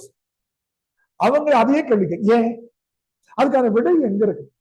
இதனுடைய கடைசி பத்தியில ஒரு மகத்தான தேசத்தின் சமூக ரீதியான மேடு பள்ளங்கள் தகர்க்கப்பட்டு சோசியலிச பூக்கள் மலர வேண்டும் என்பதற்காக எதிர்க்கப்பட்ட சட்ட ரீதியான அரசியல் முடிவுகளை இந்த நீதிமன்றங்கள் நிராகரித்த போது எனது ரத்த ஓட்டத்தின் வெப்பநிலை அதிகரித்திருக்கிறது. அப்படின்னா என்னன்னா ரொம்ப ஈஸி. ரீஹாபிலிட்டேஷன் சொல்றோம் இல்லையா, ஒரு மனிதனுக்கு மறுவாழ்வை தரும். பிச்சை எடுக்கிறவனை பிடிச்சிட்டு போயிட்டு அடிச்சா பயன்படுமா? ஏன் பிச்சை வேலை? என்ன வேலை உனக்கு செய்ய தெரியும்? எதுவுமே தெரியாது. அப்ப ஜெயிலே ஒரு 6 மாசத்துல கூட பண்றதுக்கு கத்துக்கோ, நாற்காலி சரி பண்ணி கத்துக்கோ, ஏதோ ஒரு வேலையை கத்துக்கோ, வெளியில போயிட்டு கவர்மெண்ட்ல சப்சிடி வாங்கிட்டு ஒரு கடையை வச்சு அப்பதான் பிச்சை எடுக்காம இருப்பான். அப்போ பிச்சை ஏன் எடுக்கிறான்றது from other man's point of view in whole government, அடுத்தவன் கோணத்திலிருந்து சிந்திக்காமல் இருக்கு. 1947 இருந்து 65 வரையில பெரிய டிபேட் இப்போ போயிட்டு இருக்கிறதா, பாராளுமன்றத்துக்கு அதிக பவரா, சுப்ரீம் கோர்ட்டுக்கு அதிக பவர், இவங்களுக்கு அதிக பவரா அவங்களுக்கு அதிக பவரா சண்டை போயிட்டே இருக்கிற மாதிரி. அப்போ இந்த பிச்சைக்காரர்கள் மறுவாழ்வு சட்டம்னு ஒண்ணு உருவாக்கி இவங்களுக்கெல்லாம் வீடு கட்டி கொடுத்து வாழ்க்கையை அமைச்சு தரலான்னு கவர்மெண்ட் சொல்லும் போது நீதிமன்றம் அதுக்கெல்லாம் ஃபண்ட் இல்லை, இப்ப இதெல்லாம் செஞ்சீங்கன்னா ஃபண்ட் காலி ஆயிடும் அப்படின்னாங்க. அதான் மறுபடியும் படிக்கிற பாருங்க.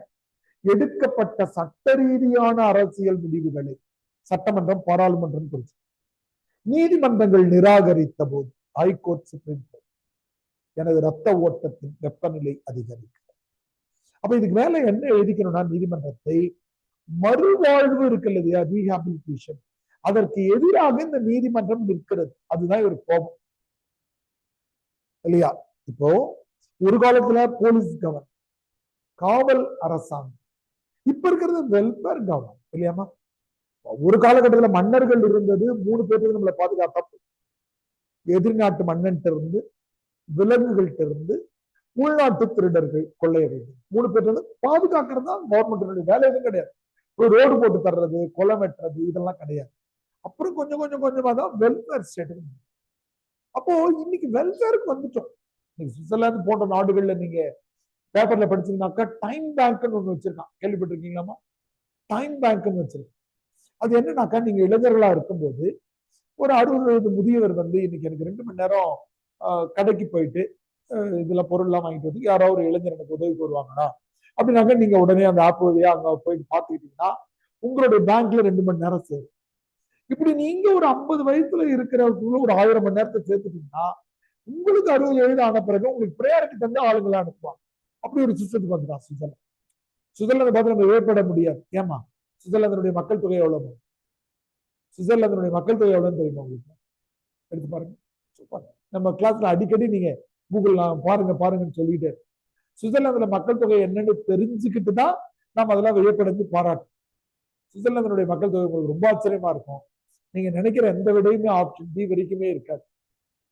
நன் ஆஃப் தி எபோவ்ல இன்னொரு ஆன்சர் உங்களுக்கு கிடைக்கும். அப்போ வெல்ஃபேர் ஸ்டேட்டாக ஆன்லைன்ல யாராவது பாத்தீங்களாமா? சுவிட்சர்லாந்தினுடைய மக்கள் தொகை. அப்போ இந்த 2 பேருக்கும் மறுவாழ்வு தரலையே என்ற கோபம் தான் எவ்வளவு 90 lakhs below 1 crore. ஆனா நீங்க விடையை பாக்குறதுக்கு முன்னாடி என்ன நினைச்சிருக்கீங்கன்னா ஒரு 10 ல இருந்து 12 லட்சம் இருக்கும் ஆப்ஷன் ஏ, இல்ல 8 லட்சமா இருக்கும், 20 லட்சமா இருக்கும் அப்படின்னு தேடி போடும். பிலோ 1 crore, கோடி கிடையாது, 12 கோடி 1 கோடி. அதெல்லாம் உங்களுக்கு செய்ய முடியுது. இப்ப பிச்சைக்காரி கேள்வி கேட்கிறாங்க. அது என்ன கேட்கிறாங்க பார்ப்போம். உனது விசாரணையே கூண்டுகளில் தொடங்கும் போது தீர்ப்பு சிறைச்சாலைகளில் முடிவதில் வியப்பு. இது ஒரு அழகான படிமம். முதல்ல 4 வார்த்தைகள் என்னன்னு பார்க்கணும். உவமைனாக்கா போலன்னு போட்டு வந்தா உவமை, அதனுடைய உள்டா உருவகம். அது என்னன்னு நான் சொல்றேன். அடுத்தது படிமம்னா என்னன்னா, ஒரு கவிதையை படிக்கும் போதே நம்ம மனதுல ஓவிய காட்சி படர்ந்ததுன்னா அது பேர் படிமம். சின்ன வயசுல பாட்டி நம்ம கதை சொன்னாங்கல்ல, ஒரு ஊர்ல ஒரு பாட்டி இருந்தாங்களா அப்படின்னு நம்ம என்ன பண்ணோம், பாட்டி கொண்டு வந்து உட்கார வச்சுட்டோம். அடுப்புல வடை சுட்டுட்டு இருந்தாங்களோன்னு வடையெல்லாம் கண்ணுக்கு தெரிஞ்சது இல்லையா, அந்த மாதிரி இது பண்றதுக்கு பேரு படிமம். குறியீடு அப்படின்னா என்னன்னாக்கா, நிலா பௌர்ணமி என்றெல்லாம் குறியீடு. நம்ம யாராவது பெரிய ஆள் ஆயிட்டாருன்னு வச்சுக்கோங்க, அவர் என்ன சொல்லுவோம், அவர் எங்கேயோ இருக்காருப்பா, வானத்துல பறந்துட்டு இருக்கிறான். வானத்துல பறக்கல, பொருளாதாரத்துல பெரிய ஆள் ஆகிட்டான், அவன் வாழ்க்கை ரொம்ப வெளிச்சமா இருக்குப்பான். பிசினஸ்ல தடுமாறி விழுந்துட்டாமான், விழுந்திருக்க மாட்டாரு. அது எல்லாம் குறியீடுகள், சிம்பாலிக் ரெப்ரசன்டேஷன்ஸ். அது குறியீடுகள். பெரும்பாலும் வெளிச்சம், இருட்டு, மேடு, பள்ளம், சொர்க்கம், நரகம், இந்த மாதிரி சொல்றது இதெல்லாம் குறியீடுகள். தொன்மம்னா என்னன்னு கேட்டீங்கன்னா, நம்முடைய சில நம்முடைய 2 இலக்கியங்கள் இருக்கு இல்லையா, ராமாயணம், மகாபாரதம், இந்த மாதிரி, அல்லது பைபிள், எதுவா இருந்தாலும் அதுல இருந்து ஒரு விஷயத்தை எடுத்து சுருக்கமா பயன்படுத்துறதுக்கு பேரு தொன்மம். தொன்மம்னா பழசு. தொன்மத்துக்கு மிகச்சிறந்த எடுத்துக்காட்டுன்னா, நீ பெரிய ஹரிச்சந்திரனா பாடு, ஒரே கேள்வி முடிஞ்சு போச்சு, உண்மை பேசுறவரான. இப்ப நம்ம நாள்தோறும் பயன்படுத்த ஒரு தொன்மம் எதுன்னா, நம்ம 4-5 பேர் பேசிக்கிட்டே இருப்போம், இன்னொரு ஃப்ரெண்டு தூரத்துல வருவாங்க, உடனே வாயில கையை வச்சு நம்ம என்ன சொல்லுவோம், நாரதர் வர்றாரு, அமைதியா வந்துட்டு வருவார். யாருமா? நாரதர். நாரதர்னா என்ன அர்த்தம்? இங்க இருக்கிற விஷயத்தை இன்னொரு இடத்துல சொல்லி கோல் மூட்டு தப்ப. நாரதர் என்ற ஒரு வார்த்தை கலகம் மூட்டுவதும் என்ற விஷயத்தை சொல்லி நம்ம இப்படி தினமும் பயன்படுத்தும். அண்ணன் தங்கச்சிக்குள்ள தன்னை வந்ததுன்னா கூட பெரிய ராஜாவாணி, அதுவே தொன்மமாயிடுச்சு. பெரிய ராணி, கலெக்டர், தாசில்தார் வரையில தொன்மமாயிடுச்சு. உவமை உருவகம்னா என்னன்னு பார்ப்போம். உவமைனா போல பொருள். எது? நிலா போன்ற முகம், சிங்கம் போன்று சண்டையிட்டான், மலர் போன்ற பாதம், மழையை போன்று கொடை வழங்கினான். இந்த போல வந்தாக்கா ஓமை. போல மறந்துச்சுன்னா எடுத்துக்காட்டுவோமே. இந்த 2 இடம் மாறிட்டால் உருவகம். இதனுடைய உள்டா இருக்கு இல்லையா, இதுக்கு பேரு உருவகம். அது என்னன்னு நான் சொல்றேன். மயில் போன்ற மாதவி, மாதவி டான்ஸ் ஆடினாங்க, மயில் போன்று டான்ஸ் ஆடினாங்க. என்னைக்காவது வண்டலூர் ஜூவுக்கு போயிட்டு அங்க இருக்கிற மயிலை பார்த்து இவன் மாதவி மாதிரியே டான்ஸ் ஆடுது பாருன்னு நம்ம சொல்லணும் இல்லையா? அம்மா எனக்கு துன்பம் கடல் மாதிரி இருக்குன்னு சொல்லுவாங்க. வீட்டுல இருக்கு கடல் போல கஷ்டம் பண்ணுவாங்க. நீங்க அவங்களை மெரினா பீச்சுக்கு கூப்பிட்டு வந்தீங்கன்னாக்கா, பீச்சை வேடிக்கை பார்த்துட்டு சுண்டல் சாப்பிட்டுக்கிட்டு பேர பிள்ளைங்களோட விளையாட்டு மகிழ்ச்சியா இருப்பாங்களே தவிர, இந்த கடல் எனக்கு துன்ப மாதிரி இருக்குன்னு சொல்லுவாங்க. நீங்க இந்த நடுவுல போல போட்டீங்கன்னா பொருளற்று இருந்தாலும் அது உருவம். அது என்ன எடுத்துக்காட்டுனா பாருங்க, மயில் பெண். மயில் போன்ற பெண் நம்ம சொல்ல மாட்டோம், மயில் போன்ற பெண் இது நம்ம சொல்லுவோம். பெண் மயில் என்பது உருவகம். மயில் பெண் இங்க எழுத வேண்டாம், பெண் போன்ற மயில் நம்ம சொல்ல மாட்டோம். துன்பக்கடல், துன்பம் போன்ற கடல்னு சொல்ல மாட்டோம். இந்த இடம் மாறி வந்ததுன்னா நடுவுல போன்ற போட்டீங்கன்னா மீனிங்லெஸ்ஸா இருக்கும், அல்லது சின்ன சிரிப்பு வரும். அதுக்கு நம்ம யாரையா பார்த்து எருமாடு மாதிரி இருக்காண்டா அப்படின்னு திட்டுவோம். எந்த எருமாடையும் பார்த்து கோபால் மாதிரி இருக்கான்னு சொல்லுவோம். ஆனா மலையருவியில அப்படி ஒரு ஜோக்கே வரும். நான் பார்த்த எருமக்கடா ஓஞ்சாட இருந்துச்சுன்னு ஒரு அர்த்தம். இதான் இந்த வார்த்தைகள், வேற எதாவது புரியுது இல்லையா? ஓமைனா போல வர்றது, மாறி வந்தா உருவகம், படிமம்னா ஓவியம். படிமத்துக்கு ரொம்ப அழகான ஒரு மேற்கோள் வரி ஒரு அறிஞன் சொல்றான், அதை குறிச்சுக்கோங்க. படிமம் சார்ந்த எந்த கட்டுரையா இருந்தாலும் அதை பயன்படுத்தணும். என்னன்னா, கவிதை என்பது பேசுகிற ஓவியம், படிமம் மேற்கோள்னு குறிச்சுக்கோங்க. கவிதை என்பது பேசுகிற ஓவியம்,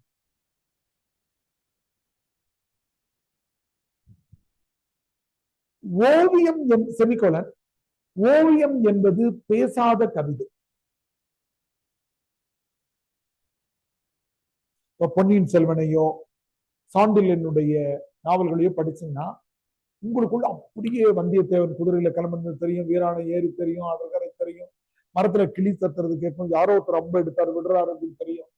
காட்சியா உங்களுக்கு வருது இல்லையா? அது பேர் படிமம். குறியீடு நான் சொல்லிட்டேன். வார்த்தைகளை அவன் வெளிச்சத்துல, அவன் பள்ளத்துல, அவன் தடுமாறி விழுந்துட்டான், அவன் சொர்க்கத்துல இருக்கான், நரகத்துல கிடக்கிறான் அப்படின்றதுலாம் நேரடியா அந்த மீனிங் கிடையாது. ரொம்ப வெளிச்சமா இருக்காரு, 500 வாட் பல்ப் போட்டு உட்கார்ந்துருக்காரு, அவர் வாழ்க்கையில பொருளாதாரத்தை பெரிய ஆளாயிடும். பொன்னம் என்பது பழைய செய்திகள், ஹரிச்சந்திரன், நாரதன், சகுனி, ஐயாவர் என்று பயன்படுத்த போறார், குசேலன், குபேரன். அப்ப இந்த அம்மா சொல்றாங்க, மறுபடியும் இங்க வருவோம். எனது தொட்டில் பருவத்திலேயே நீ என் கை விலங்கணி செய்தி. இந்த 2 கேள்விகளை எப்படி பார்க்கணும்னா, பிச்சைக்காரிக்கு நேரா கோடு போட்டு நீதிமன்றத்தை கூட பேசலாம். அந்த தலைப்பு அதான, நீதிமன்றத்தையே கேள்விக்குள்ளாங்க. பிச்சைக்காரி நீதிமன்றத்தை பார்த்து கேட்கிறாங்க, நான் என் குழந்தையா எங்க அம்மாவுக்கு பிறக்கும் போதே எனக்கு ஒரு ஹேண்ட் கப் ரெடி பண்ணிட்டியாங்க. அப்ப பிச்சைக்காரியினுடைய பசங்க பிச்சைக்காரியா தான் இருக்கும் அப்படின்னு ரெடி பண்ணிட்டியாங்க. நான் அணியும் ஒரே நகை ஒற்றை வளையல் அதுதான். நீங்க எல்லாம் வளையல் வாங்கி வாங்கி போட்டுக்கிறீங்க, ஆனா கவர்மெண்ட் தான் எனக்கு வளையல் கொடுக்குது. அதோட அழகா எதிரா பாருங்க, அந்த வளையல் கூட சங்கிலி போட்டு, ஹேண்ட் கப்ல இருக்கிற அந்த சங்கிலி என்ன சொல்றாரு பாருங்க, எனக்கு கழுத்துல சங்கிலி இல்லை, ஆனா அந்த வளையல் கூட சங்கிலி போட்டு. கொடிகாரன் கவிதை ரொம்ப இன்ட்ரெஸ்டிங்கான கவிதை. இந்த கவிதை நீங்க முழுசா படிக்கணும். நான் கொஞ்சம் பாசிங்ல விரைவா படிக்கிறேன். ஏன்னு கேட்டீங்கன்னா, யூபிஎஸ்சி வந்து ஒரு தடவை மதுப்பழக்கத்தை குறித்த நா காமராசனுடைய விமர்சனங்கள் யாவைன்னு ஒரு கேள்வி கேட்டாங்க. இப்போ இதுல மையமான வரி எதுன்னா, 2 பக்கங்கள் தள்ளி வருகிற மாளிகைக்கு பர்மிட்டு சேரிக்கு மட்டும் கைவிலங்கு. இந்த வரி போல்ட் பண்ணியிருக்கணும். மாளிகைக்கு பெர்மிட்டு சேரிக்கு மட்டும் கைவிலங்கு. இதுதான் இந்த கவிதையினுடைய விமர்சன வரி. 1960-70களில் லைசன்ஸ் இருந்தது, 2 வீலருக்கு லைசன்ஸ் இருக்கிற மாதிரி. எங்க காலத்துல சைக்கிளுக்கே ரோட் டாக்ஸ், சைக்கிள் ரேடியோக்கெல்லாம் ரோட் டாக்ஸ். சின்ன வயசுல ஞாபகம் இருக்கும், டப்பா மாதிரி மாட்டி இருப்பாங்க, ரேடியோல ஞாபகப்படுத்துவாங்க, இப்ப சைக்கிளுக்கான சாலை வரி செலுத்தி விட்டீர்களா அப்படின்னு சொன்னா வந்து ஒரு அட்டை மரம் டிக் பண்ணிருப்பாங்க, அது நம்ம சட்டையில வச்சு போனா காட்டும். இந்த மாதிரி தண்ணி அடிக்கிறதுக்கு பெர்மிஷன் கொடுத்தாங்க. யாரு? பணக்காரங்க. பணக்காரங்கள் எல்லாம் பர்மிட் வாங்கிட்டு தண்ணி அடிச்சாங்க, ஏழைகளை கைது பண்ணாங்க. அதான் அந்த கவிதையினுடைய மையமான விமர்சனம். மாளிகைக்கு பெர்மிட்டு சேரிக்கு மட்டும் கைவிலங்கு. இந்த வார்த்தையை அப்படியே நம்ம குருபீடம் படிக்கும் போது, தவறுகள் குற்றங்கள் அல்ல கதையில இதே வார்த்தையை படிப்போம். தவறுகள் குற்றங்கள் அல்ல, நீங்க ஒப்பிடுகன்னு போட்டு தவறுகள் குற்றங்கள் அல்ல குருபீடம் கதைன்னு புரிஞ்சுக்கோங்க. அதுல தெரசா சொல்லுவாங்க, என்னுடைய பர்த்டே பார்ட்டிக்கு நீங்க வாங்க, நாங்கள் பெர்மிட் ஹோல்டர்கள் அப்படின்னு சொல்லுவாங்க. 2மே 70-71 வந்த புத்தகம்.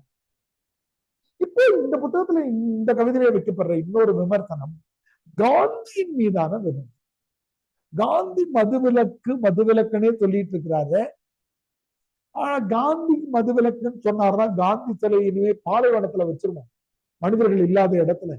காந்திக்கு பிடிச்ச வேர்க்கடலை அங்க, நிலக்கடலை அங்க வளர்ப்போம், ஆட்டு பால் வளர்த்து காந்திக்கு கொடுத்துருவோம்னு ஒரு கோபமாக காந்தி காந்தியின் மீது இருக்கிற எக்கச்சக்கமான விமர்சனங்கள், முக்கியமான விமர்சனத்தை பயன்படுத்துறாரு.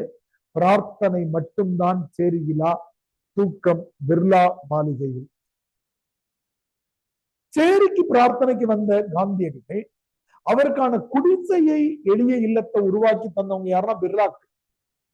பிர்லா மாளிகையில போய் தூங்குவியாயா? அதாவது ஆங்கிலத்துல ஒன்று சொல்லுவாங்க, காந்தியின் எளிமையை பாதுகாக்க சில லட்சங்கள் தேவைப்பட்டது.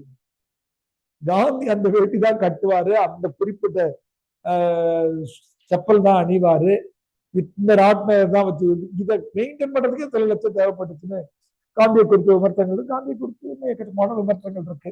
பகத்சிங் அவர் காப்பாற்றாம விட்டது, பட்டமேச மாநாட்டில் அம்பேத்கருக்கு அவருடைய செய்திகளை கேட்காம விட்டது, அம்பேத்கர் காங்கிரஸ் தலைவராக தேர்ந்தெடுக்கப்பட்ட போது, நேதாஜி சுபாஷ் சந்திர போஸ் தலைவராக தேர்ந்தெடுக்கப்படுகிற போது எதிர்ப்பு தெரிவித்தது, காந்தி மேல இருக்கிற விமர்சனங்கள் இது. அடுத்தது அவருடைய ஒரு நகைச்சுவை ஒண்ணு, அவர் என்ன பண்றாரு, குடிகாரர்களுக்கு எந்த ஊரை தலைநகராக்கலாம் அப்படின்னு. எந்த ஊரமா தலைநகராக்கலாம்? பாண்டிச்சேரியை தலைநகராக்குவோம்னு ஒரு அங்கதம் போட்டிருக்கிறாரு. என்ன பார்ப்போம், நாம் பாண்டிச்சேரியை தலைநகராகும் அப்படின்றார். என்னமா பாண்டிச்சேரி தலைநகராகிட்டா ஒரு பிரச்சனை கிடையாது. யாரு? குடிகாரர்களுக்கு. இதுல ஒரு தொன்மம் வருகிறது. அது இது கிளியோபாத்ராவின் கண்ணீர் என்பதை நீ அறிவாயோ? இந்த கிளியோபாத்ரா சீசருக்கும் ஆண்டனிக்கும் மட்டுமல்ல, ரோமானிய படைகளுக்கெல்லாம் முத்தம். இது உலக அறிவிலையும் உலக செய்தி திரட்டிலையும் நாம் காமராசன் ரொம்ப பெரிய ஆளா தொடர்ந்து படிக்கிறதால நமக்கு கிடைக்கக்கூடிய ஒரு விஷயம். ஜூலியஸ் சீசனுடைய கதையில கிளியோபாத்ரா தெரியும். கிளியோபாத்ரா உலக பேரழகி. அவங்க என்ன கலர்ல இருந்தாங்க? கிளியோபாத்ரா என்ன கலர்ல இருந்தாங்க உங்களுக்கு தெரியுமாங்க? கருப்பு. கருப்பானவங்க. அவங்க பயன்படுத்துறது கழுதைப்பாலை வச்சு குளிச்சாங்க. அவங்களுக்கு எக்கச்சக்கமான கதைகள் இருக்கிறது. அவங்க பயன்படுத்தின பொருட்களை கடல்ல இருக்கிற அகழ்வாராய்ச்சியில கண்டுபிடிச்சு கூட எடுத்துட்டு வந்திருக்காங்க. உண்மையான கேரக்டர் தான். முன்னாடி திருமணமானவங்க ஜூலியஸ் சீசர் கூட வந்துடுறாங்க. ஜூலியஸ் சீசரை ஆண்டனி, புரூட்டஸ் இவங்க எல்லாம் கொலை செஞ்ச பிறகு மறுபடியும் ஆண்டனி கூட வாழ ஆரம்பிச்சாங்க. கிளியோபாத்ராவுடைய பாயிண்ட் ஆஃப் வியூல இங்கிலீஷ்ல எக்கச்சக்கமான படங்கள் இருக்கு. கிளியோபாத்ரானே படம்.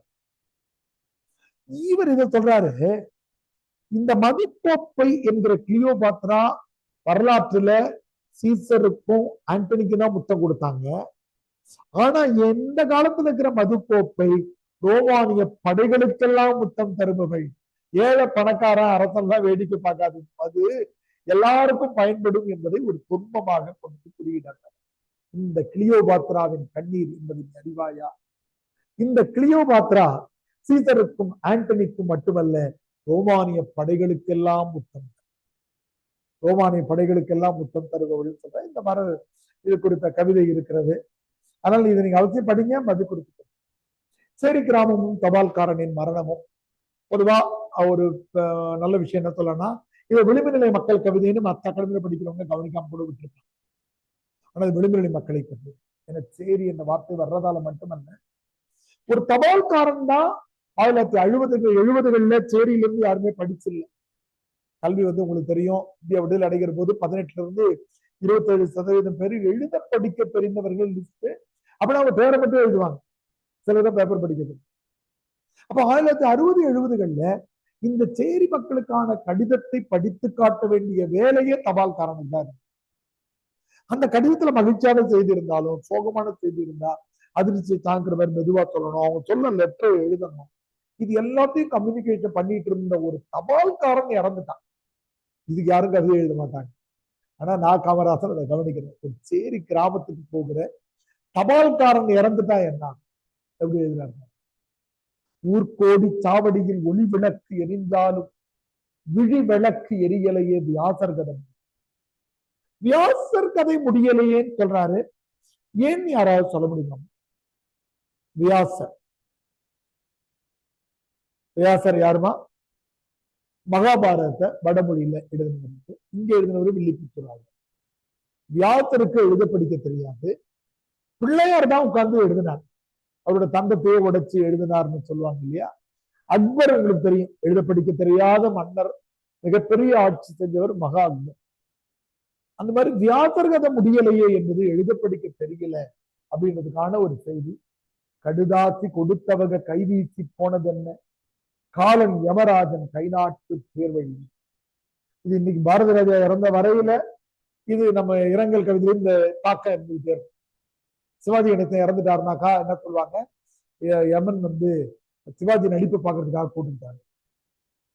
பாலசுப்ரமணியம் இறந்துட்டாருன்னு என்ன சொல்லுவாங்க, பாலசுப்ரமணியம் பாட்டு கேட்கறதுக்காக கூப்பிட்டுட்டாரு. அதுக்கெல்லாம் மூல வரி தான். நான் காமராசன் எழுதுறாரு, யமன் வந்து கை நாட்டு பேர் வழியா, யமனுக்கே படிக்க தெரிய எழுத தெரியலையா. அவன் அங்க இருந்து அவனும் சித்திரகுப்தனை எட்டி பார்த்தாங்களாம். பூமியில யாரா நல்லா படிச்சவன் தெரியலான்னு உடனே, ஐயா அங்க ஒருத்தர் பாரியா, இந்த சேரியில எல்லாருக்கும் லெட்டர் படிச்சு கொடுத்துருக்கான், நல்லா எழுத படிக்க தெரிஞ்சவங்க அப்படின்னு அவனை மேல தூக்கிடாரு. யமன் தூக்கிக்கிட்டாரு அவரை. கைவி கடுதாசி கொடுத்தவக கைவீசி போனது என்ன, காலன் யவராஜன் கை நாட்டுக்கு. கவிதையை என்ஜாய் பண்றது அடுத்த வரியில தான் இருக்கு. மசானத்து தீ கூட தபால் பெட்டி நிறம். யாரை எரிச்சாலுமே நெருப்பு சிகப்பாதான் இருக்கும். ஆனா போஸ்ட்மேனை எரிச்சதால சிகப்பா இருக்குதான். என்ன கலர்ல இருக்கான்? தபால் பெட்டி கலர்ல இருக்கும். மசானத்து தீ கூட தபால் பெட்டி நிறம் இருக்கும். ஜனங்கள் எல்லாம் கடுதாசி ஜனன மரண தபால்கார். ஊமை. ஊமைகள் வந்து நம்ம என்னைக்குமே மாற்றுத்திறனாளிகளை வந்து அடையாளம் கண்டுபிடிச்சிட முடியும். இயங்குதல் குறைபாடு உடைய லோக்கோமோட்டிவ பார்த்த உடனே கண்டுபிடிச்சிருக்கான். பார்வை மாற்றுத்திறனாளிகளையும் கண்டுபிடிச்சு, செவி மாற்றுத்திறனாளிகளையும் கண்டுபிடிக்க இயற்கையினுடைய மிக கொடுமைகள் அது. மட்டுமல்ல, 2 புலன்கள் பாதிக்கப்படுறவங்க அவங்கதான். காது கேட்காத காரணத்தினால்தான் அவங்க பேச முடியாம போயிடும். நம்ம கிட்ட ரஞ்சித் செகண்ட் பேட்ச்ல ஒருத்தர் பாஸ் பண்ணார். ஆமா தெரியுமா தம்பி, உங்களுக்கு தெரியுமா? கேரளாவில் வாங்கி அங்க உங்க கூட படிச்சாரா? ஓ அப்படியா, வெரி குட். அவர் பார்த்தீங்கன்னா காது கேட்காது, ஆனா அவர் தான் கட்ட விடை எழுதினார். அவரை பத்தி விடை நான் பின்னாடி அவர் அந்த விடை வரும்போது அவர் ஆனா லைட்டா பேசுவார். அவர் நாம பேசுறது கேட்காது. உதட அசைவை வச்சு கவனிச்சுட்டு பாரு. நீங்க எல்லாம் வந்து உதட அசைவை விட்டு பாத்தீங்கன்னாக்கா நம்மளே உத்து பாக்குற மாதிரி தெரியும். என்னையே நீங்க உத்து பார்த்துருந்தா என்னமா இருக்கும்? அப்படியே கவனிக்காம அப்படியே உத்து பாக்குறீங்கன்னா என்னமா இருக்கும்? கொஞ்ச நேரத்துக்கு தூங்க போறீங்கன்னு அர்த்தம். கண்ணு வச்சுட்டு தான் கவனிச்சுட்டு இருக்கீங்கன்னு அர்த்தம். அப்படியே பாத்தீங்கன்னா தூங்க. அவர் கவனிச்சுட்டாரு. ஊமைகளை பத்தி எப்படி எழுதா பாருங்க. பாட்டு செடிகளால் வார்த்தை முளைகளால் இன்னும் தொடப்படாத சதைப்பாலை. யாருமே யோசிக்க முடியாது. பாட்டு செடி. இப்ப நம்ம எப்பவும் படிக்கட்டு விட்டு இறங்கினா கூட நானே பாட்டு பாடிக்கிறேன். எங்க வீட்டுல திட்டுவாங்க, பயங்கரமா கத்தி பாடுவோம். சுமாரா தான் பாடுங்க, ரொம்ப சவுண்டா பாடுங்க, கத்துக்கிட்டே இருக்கிறோம். இந்த பாட்டு செடி வரலையா, வார்த்தை முளைகளும் வரலையா. சதை பாலைவனமா உடம்பு, சதை பாலை இப்படி இருக்காங்க. பாட்டு செடிகளால் வார்த்தை முளைகளால் இன்னும் தொடப்படாத சதை பாலை, வார்த்தை கனிகளை எச்சில் படுத்தாத அழகின் ரசிகன். நம்ம ஒரு அழகா இருந்த ஒரு பொருளை தொடாமலே வச்சிருக்கோம், யாராவது கிஃப்ட் கொடுத்தாங்க. அந்த மாதிரி வார்த்தைகளை எச்சில் படுத்தாம வச்சிருக்காங்களாம் ஊமைகள். நாம பேச்சு பேச்சு வார்த்தைகளை எச்சில் படுத்திட்டே இருக்கோம். இது எல்லாம் அதுதான் காமராசன் வெற்றி அடையும். அதான் சொன்னேன், 2001 இருந்து இந்த யூபிஎஸ் சிலபஸ் எனக்கு தெரியும். 97-98 இருந்து மாற்றப்படாமல் இருக்கிற நூல் காமராசன். எவ்வளவு பேர் கவிதையில வந்துட்டாங்க, எவ்வளவு பேர் வந்துட்டாங்க. இவரை தாண்டவே முடியாது அப்படின்ற அளவுக்கு முற்றிலும் புதிய செய்தி. விலை மகளிர் தெரியும், பாலியல் தொழிலாளிகள் என்றும் இன்னைக்கும் அமைச்சர்கள் போன்றவர்கள் தவறான சொற்பிரயோகத்தை பயன்படுத்தி மன்னிப்பு கேட்டுட்டு இருக்கிறதையும் பார்க்க. விபச்சாரிகள் என்ற வார்த்தையை பயன்படுத்தக்கூடாது, இப்படி பயன்படுத்திடுறாங்க, அப்புறம் மன்னிப்பு கேட்க. இவங்களுக்கு சார்பா 55 வருஷம் முன்னாடி வச்சிருக்காரு. அதுல உயர்ந்த வரிதான், நாங்கள் நிர்வாணத்தை விற்பனை செய்கிறோம், ஆடை மாற்றம். ரொம்ப அழகான முரண்கொடை. இந்த உத்திகள்ல நம்ம 5-6 குறிச்சோம் இல்லையா? இதுல வந்து முரண்னு குறிச்சுக்கலாம். முரண்னா என்னன்னு கேட்டீங்கன்னா ஆப்போசிட் வேர்ட்ஸ், எதிர் சொற்கள் இருந்தால் அது பெரும் முரண் தொடை. நிர்வாணம், ஆடை என்ற 2 சொற்கள் எதிர் சொற்கள்.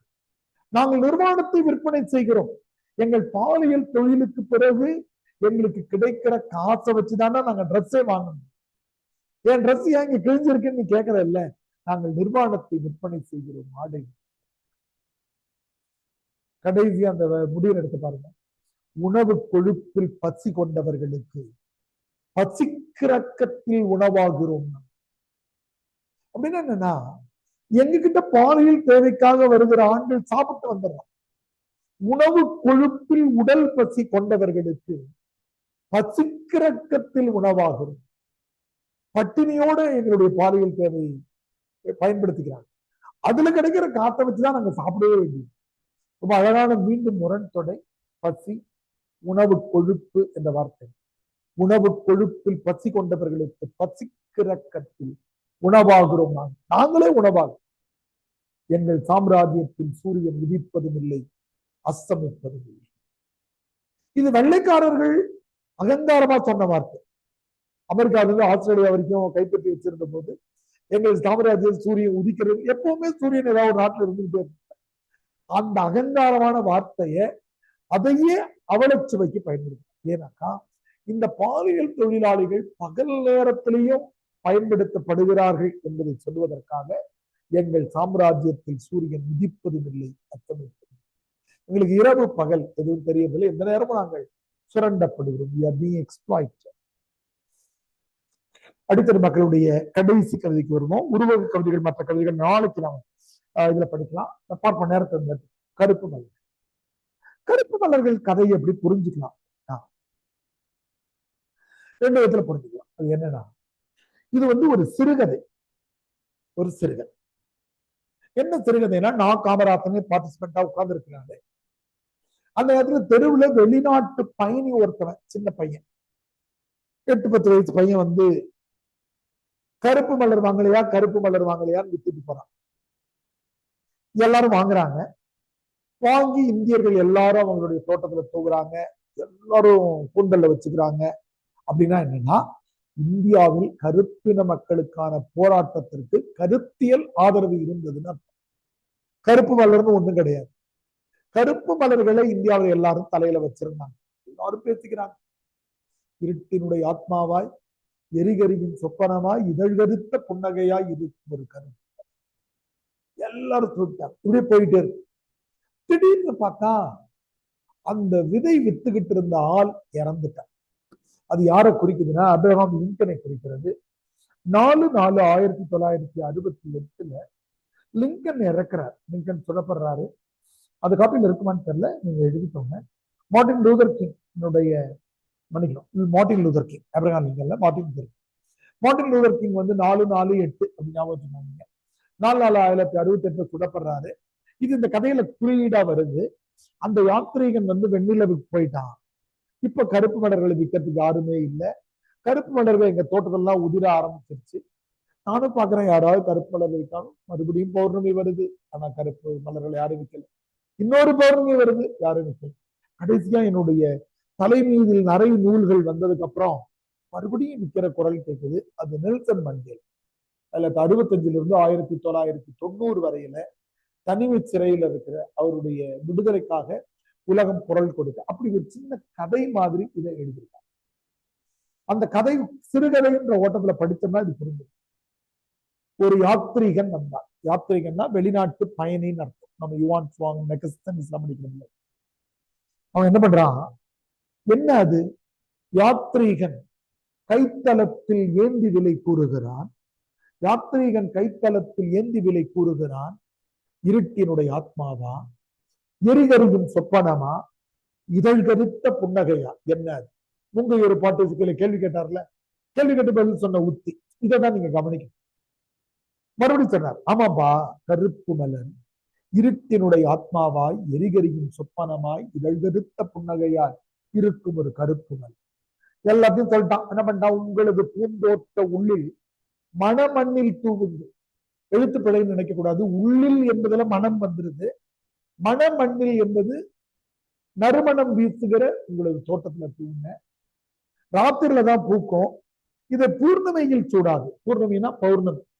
வெள்ளை நாட்டுல சூடாதுங்க. ஏன்னாக்கா வெள்ளை பறவை இருக்குல்ல, வெள்ளைக்காரன் அடிமையா தூக்கிட்டு போயிடுவான். ஆப்பிரிக்கால தூக்கிட்டு போனாங்க. எப்படி எதிராக்காரன்? எல்லையில்லா வான்வெளியில் இரகத்தைக்கு விளையாடும் எம்முடைய வெண்பறவை இங்கே பறந்து வரும், பூக்கொய்து ஓடிவிடும் பூர்ணிமையில் சூடாது. நீக்ரோ ஒருத்தவன் இருக்கிறான், ஆதரவு இருக்கிறா, தூக்கிட்டு போய் அடிமையாக்கி வேண்டாம். இப்படி எல்லாரும் பாருங்க, எங்களுடைய தோட்டத்துல கருப்பு மலர், எங்கும் கருப்பு மலர்கள் என்ற வரியை அடல் பண்ணி இந்தியா முழுவதும் கருப்பின போராட்டத்துக்கான கருத்தியல் ஆதரவு நேரு காலத்துல இருந்து இந்திரா காந்தி காலத்துல இருந்து நம்ம அதுல தெளிவாக இப்பதான் ஐயா என்ன பண்றாருன்னு தெரியல. இஸ்ரேல் ஆதரிக்கிறாரா, பாலஸ்தீன் ஆதரிக்கிறாரா, ஒண்ணும் தெரியாம நம்மால் சுத்திட்டு இருக்கிறார். வெளியுறவு கொள்கை அப்படி இருக்கு. எங்கும் கருப்பு மலர்கள். இந்த நேரத்துல அவன் இறந்துட்டான். யாத்ரீகன் தன்னுடைய வெண்பறவை மீதேறி வெண்ணிலவில் கால் பதித்தான். அதுதான் இப்ப நம்ம குறிச்சது. பேரை நான் மாத்தி சொன்னேன்ல, என்ன பேருமா? Martin Luther king. அதுதான் இறந்துட்டாருன்றது புரியுது. இப்போ எங்கிருந்தோ குயில் பாடும் மரண கீதம். மார்ட்டின் லூதர் கிங்கினுடைய இறப்பு. இப்போ பூக்கள்லாம் உதிர்ந்துச்சு, இதழாய் உதிர்கிறது. அப்படின்னா கருப்பின மக்களுடைய போராட்டத்தினுடைய பின்னடைவு பின்னாடி வர தொடங்கிடுச்சு. நீங்க அதெல்லாம் படிச்சிருப்பீங்க ஹிஸ்டரிலாம். நம்மளுடைய பெரிய ஆளுங்கிறதால அமெரிக்காவுடைய ரோசா பார்க் போராட்டங்கள்ல இருந்து பஸ்ல இருந்து இறக்கி வர்றாங்க இல்லையா? அதுல அங்க Abraham Lincoln, Martin Luther king, நம்முடைய ஜான் எஃப் கென்னடி, இவங்களுடைய இதுலதான் அது கருப்பின மக்களுக்கான விடுதலை. மறுபடியும் பேசிக்கிறாங்க, பௌர்ணமி வருது, வரல. இப்ப பாத்தீங்கன்னா என்னுடைய தலைமீதில் நரை நூல்கள், நான் காமராசன் வயதாயிடுச்சு. இப்ப மறுபடியும் யாரோ ஒருத்தவங்க வந்து பூவிக்கிறாங்க. அது வந்து நெல்சன் மண்டேலா. எங்களுடைய சிறு வீதி அதே விஷயத்தை பேசிக்கிறாங்க. என்னுடைய கல்லறையின் காதுகளிலும் கருப்பு மலர். இப்ப இந்த வரிக்கு வருவோம். இந்த இருட்டினுடைய ஆத்மாவாய் எரிகரியின் சொப்பனமாய் இதழ் கருத்த புன்னகையாய் இருக்கும் ஒரு கருப்பு மலர் என்பதற்கு ஒரு கவிதைக்கான பொருள் வந்து நான் காமராசன் கிடையாது, எண்ணிக்கைங்க. நான் காமராசனுக்கும் உங்களுக்கும் நடுவில் நிற்கிற உரிமை என்ன? இப்ப இருட்டினுடைய ஆத்மானா என்ன? இருட்டுக்கு நமக்கு ஆத்மா இருந்தா நம்மள மாதிரிதான் இருக்கும். ராகவாலாரன் சொல்லிருக்கு இல்லையா? எல்லா பேய் படங்களையும் பார்த்துட்டு இருட்டுக்கு ஆத்மா. எரிகரியின் சொப்பனம். இப்ப எல்பிஜி சிலிண்டர் வர்றதுக்கு முன்னாடி அடுப்பு கறி வச்சு எரிச்சிட்டு இருந்தோம்ல, அது கனவு கண்டா எப்படி இருக்கும்? அதுவும் கருப்பாதான். இதழ் கருத்த புன்னகைய. நம்ம எல்லாருமே நம்ம இதழ் சிகப்பா இருக்குமா அப்படின்னு வச்சு வச்சு தடவிட்டே இருப்போம். எதுவும் இல்லைன்னா கூட நம்ம வீட்டுல ஏதாவது ஃபங்க்ஷன் நடந்தா லிப்ஸ்டிக் போட்டு விட்டுருவாங்க. ஆம்பளை பிள்ளைங்களுக்கு கல்யாணம் ஆகிற அன்னைக்கு bride makeup, bridegroom makeup வந்து அடிச்சு விட்டுருவோம். ஆனா நீக்ரோ மக்களுக்கு அதுவும் இப்ப இது எதையெல்லாம் எழுதலாம்? சைட்ல குறிச்சுக்கோ. இது எதையெல்லாம் சொல்லுதுன்னா அவங்களுடைய அடிமைத்தனம்,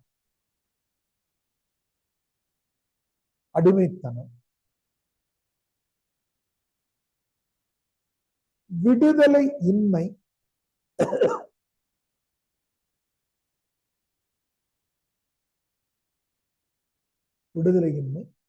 போராட்ட மறுப்பு, போராடுவதற்கான மறுப்பு.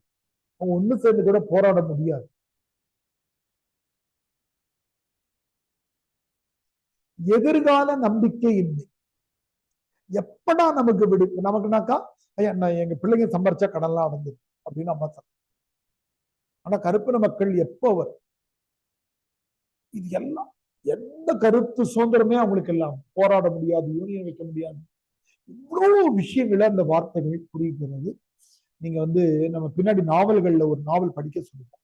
அதனுடைய ஜிஸ்ட மட்டும் நீங்க படிக்கலாம். அது எதுனாக்கா 7 தலைமுறைகள் என்ற தி ரூட்ஸ் என்ற அலெக்ஸ் ஹேலியினுடைய ரூட்ஸ் என்ற அலெக்ஸ் ஹேலியினுடைய தி ரூட்ஸ் நாவல் 7 தலைமுறைகள் தமிழ்ல மொழிபெயர்க்கப்பட்டிருக்கு. இதனுடைய சும்மா உண்மையான கதை இது.